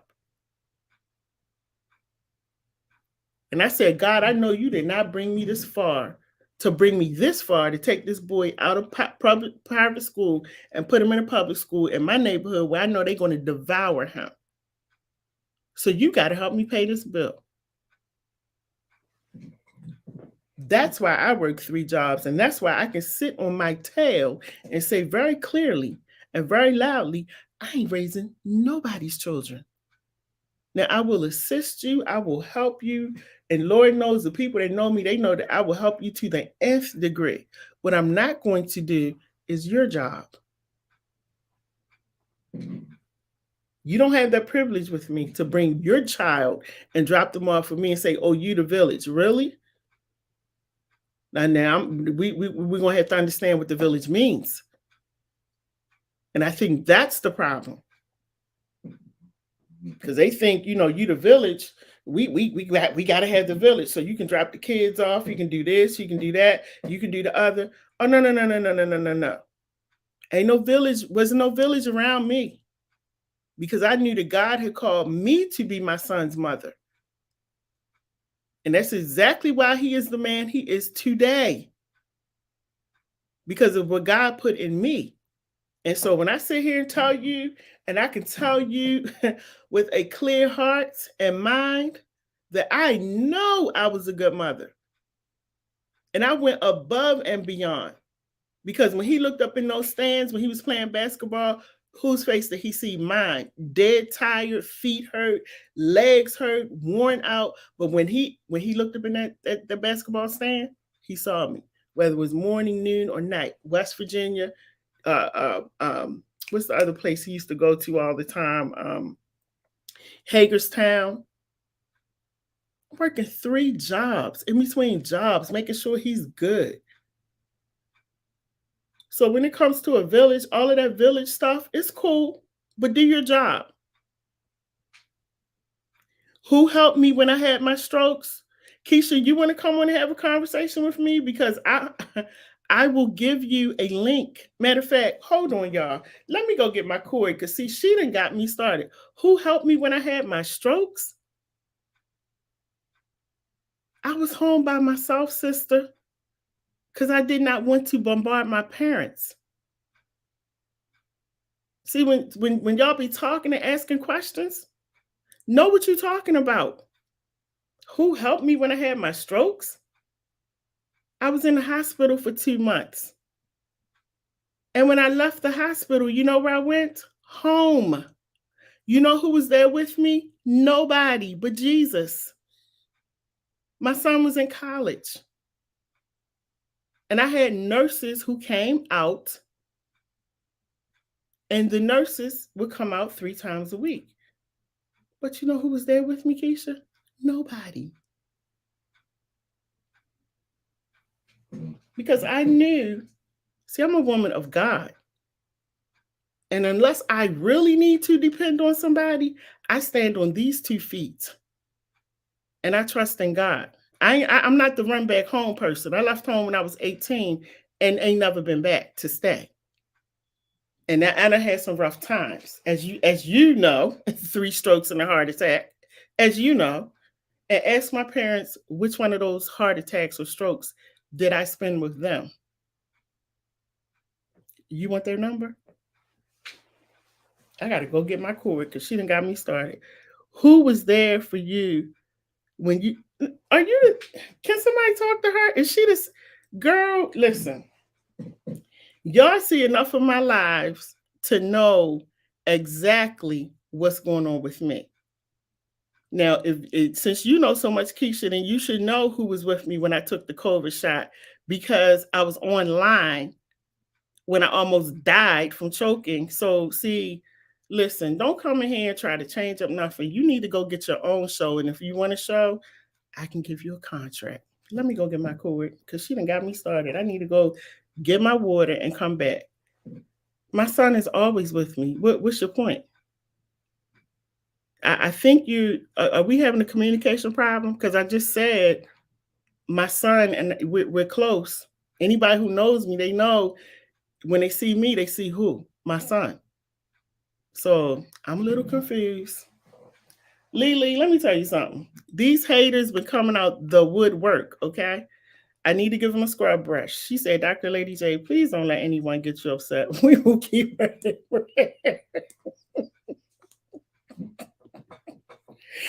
Oh my goodness, these people are funny. And John said, Keisha, with all respect, please give Charlene Lady they Jenkins some, but you really need to watch. She really does, John. But again, like I said, some people's level of understanding. Keisha, Keisha, I'm gonna say this to you in the nicest way. Go to bed, okay? Ain't it past your bedtime? Good night. Cause I don't want to baptize you, Keisha. I might have to baptize you in this video because you're plucking my nerves. Let me go get my cord. I'll be right back, y'all. She wants a baptism. Um, and that's it. And that's it. She only trying to get some attention. I got her. Yeah. You know, and Van said at this point, you're being rude.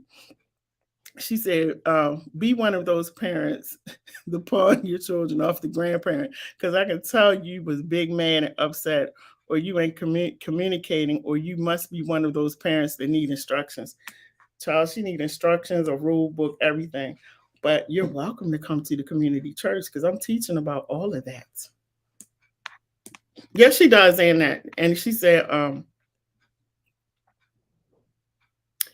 oh wow, she really need. You know what she said?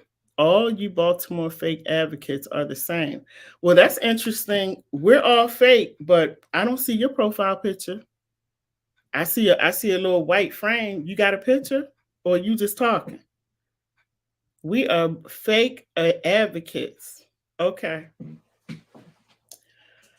I tell you. I tell you. Listen, Miss Keisha, and with all due respect, I don't even know you that you're real. You might be somewhere sitting over in Africa writing behind the screen because that's what people do. But would you like to come on and have a conversation with me? Because I can send you the link. All you got to do is say yes. Please come on. Please. Oh, I'm waiting for you. Please come on. I would love to see you and talk to you. Cause see, that's how I am. You got something to say to me? Come on the screen and talk. Because all this back and forth, I'm not even gonna read your comments no more. If you can't come on the screen, then we don't have anything to talk about. You can say whatever you want to say. Whatever. Okay. I know what I did. We can't see your picture, so we don't even know who you are. Good night.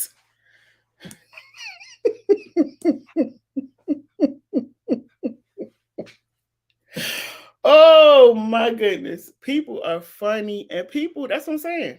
People, we're sitting here having a conversation about a mass shooting that took place today. And then you got to deal with nonsense from people. It's just really sad. It's unfortunate. It's really unfortunate. That has to happen. I mean, it's like it's 11:30 where I am.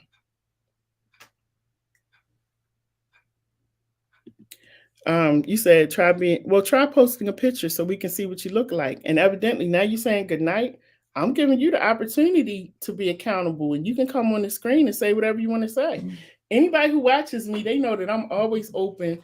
I don't take anything that anybody says seriously because I know who I am. So you're really not bothering me. But I've asked you again, you can come on. Maybe your hair might not be done. So let me see. Let me put the phone number up here. So here we go. I'm gonna put this phone number up here just for Keisha. So y'all, we're gonna see if she's gonna call in. Because Keisha got a whole bunch to say behind the screen with no picture of herself. Now that right there is a flag for me. But here we go. We're gonna put this number up here just for Keisha. Okay? This is not for anybody else to call me. So Keisha, there's the number that you can call me on to tell me that I'm fake and I have no accountability. Come on, sis. Call me right now.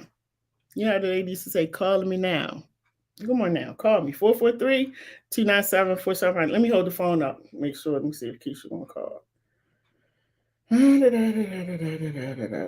Let's see if she's gonna call. I guess not. Now you on your phone or your computer, so I know you have access to call me. Is your service on? Call me. And if not, I can send you the link and you can come on the screen. I'm waiting. I'm waiting. Um, y'all listen. Oh man, I'm still waiting. The phone is right here. It's charged up and everything. Let me check my battery on here though, because we don't want to not have Keisha not be able to.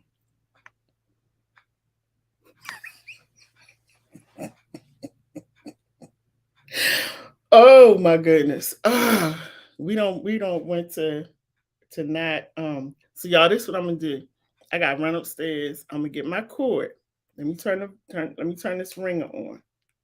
If Keisha calls, let me know if this phone rings. It's gonna be sitting right here. I'm gonna put it just like this, so y'all can actually see that. No, that might hit my computer though, but it'll be right here by the computer. I just gotta run up the steps, get my phone cord, my computer cord. If Keisha calls, make sure y'all listen out for her call, okay?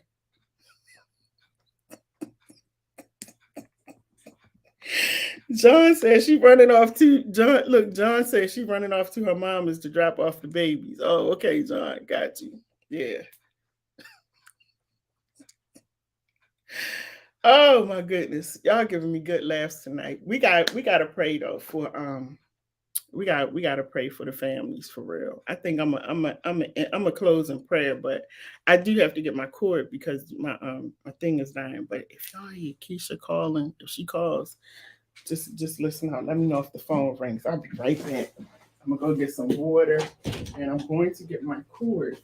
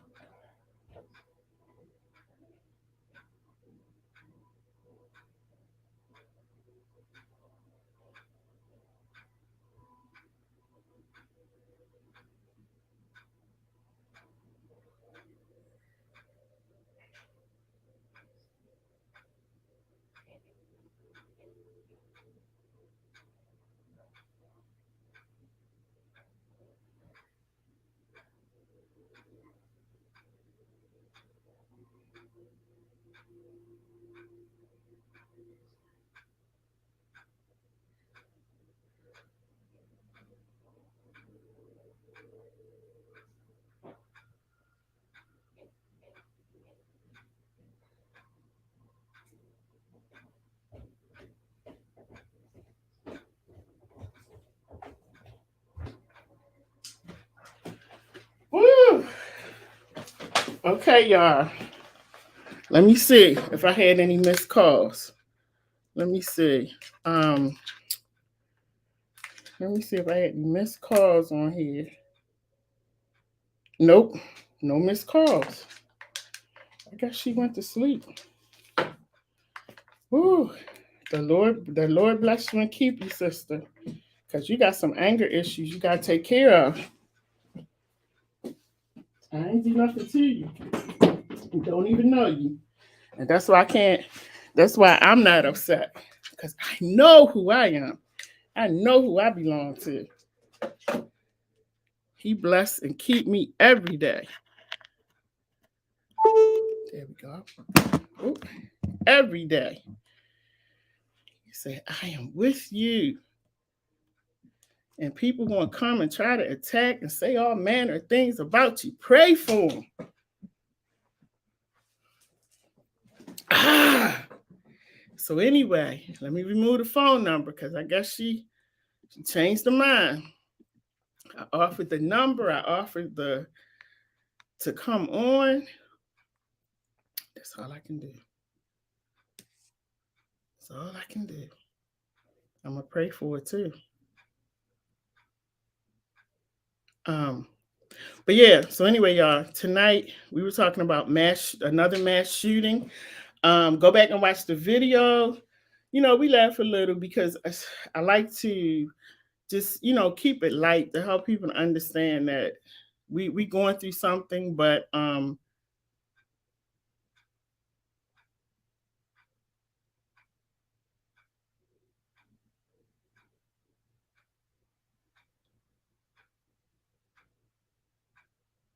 Oh, she's telling her to call in for prayer.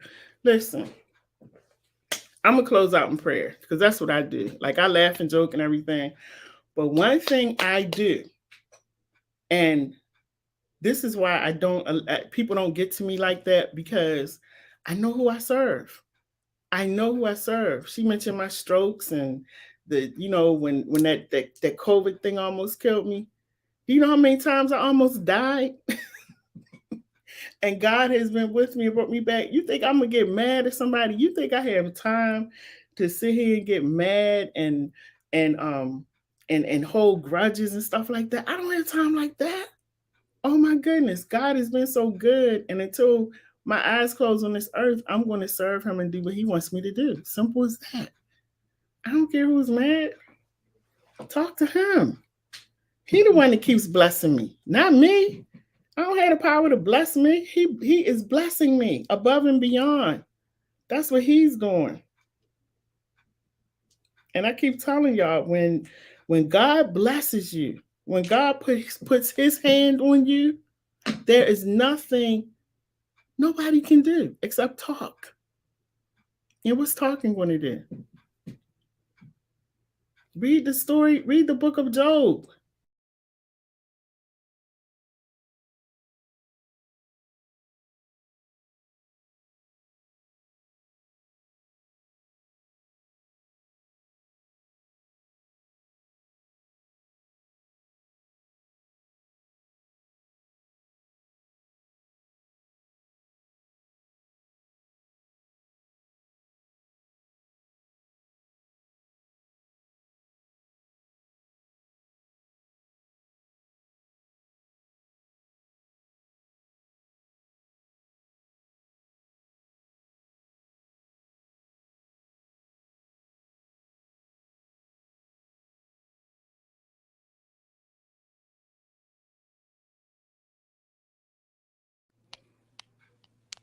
All right, y'all. I am sorry. My thing went out. Why is there two screens up there? Let me see what's going on.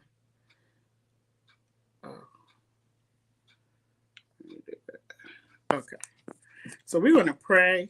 Um, we're going to pray for these people, and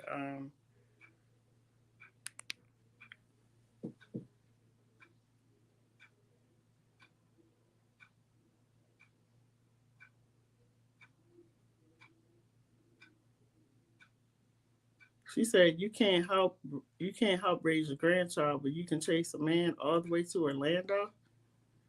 Oh, okay. I can chase a man all the way to Orlando.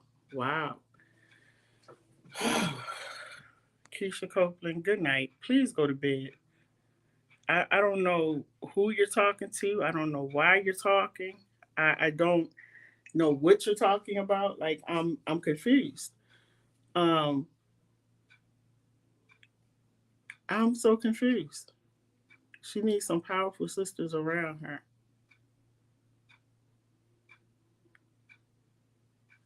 I don't know, sister. Please get some help. Please get some help. Lord have mercy. I can chase a man to Orlando. Who was that? Because anybody who knows me, they know I don't do no chasing. And you don't see me with a man. And the one I was with, I let him go after a couple months. Can we pray? And I'm gonna pray for Keisha because I don't know who she is. Um, but evidently she's going through some hurt, and maybe I remind her of somebody that she knows. I don't know. Um, so I'm gonna pray for her. I'm gonna pray for the children, the families that lost children. I'm gonna pray for them, and I'm going to pray for um, the families of the people who were in what was that place called in New York. Why can't I think of the name in New York where they were at? Anyway, I'm going to pray for them also because they. John Strapper said, "You're a bounty hunter." Yeah, John, that kind of threw me. Um, that really threw me. But I tell you, sometimes people know more about your life than you know. So yeah. Um, but yeah, I'm going to pray for them. Buffalo. That's what I was thinking of. They were in the people who were in Buffalo, New York. So y'all, let's pray because I'm done. I'm tired. I'm ready to. I gotta go do some work. Got to get some work done. So Father, thank you so much for this day. Thank you for this blessing. Thank you for just being the great God that you are. Thank you for opening doors and for just um, giving us the desires of our heart and even showing us when we are wrong. And so I just pray tonight that you would continue to bless us all and keep us. And we we're praying over the mass shooting. All of the families who have lost children today, praying for all of those families, praying for um, the loved ones who have lost the teachers, the two teachers. And I just pray, Father, that you would be with all of them because I'm just really lost for words. I don't even know what to say. I can't even imagine how they are feeling right now. So I just ask that you would be with these families, that you would bring them comfort, that you would bring them strength, that you would bring them peace, oh God. Also, I want to pray for the families who lost loved ones in Buffalo, New York, another mass shooting.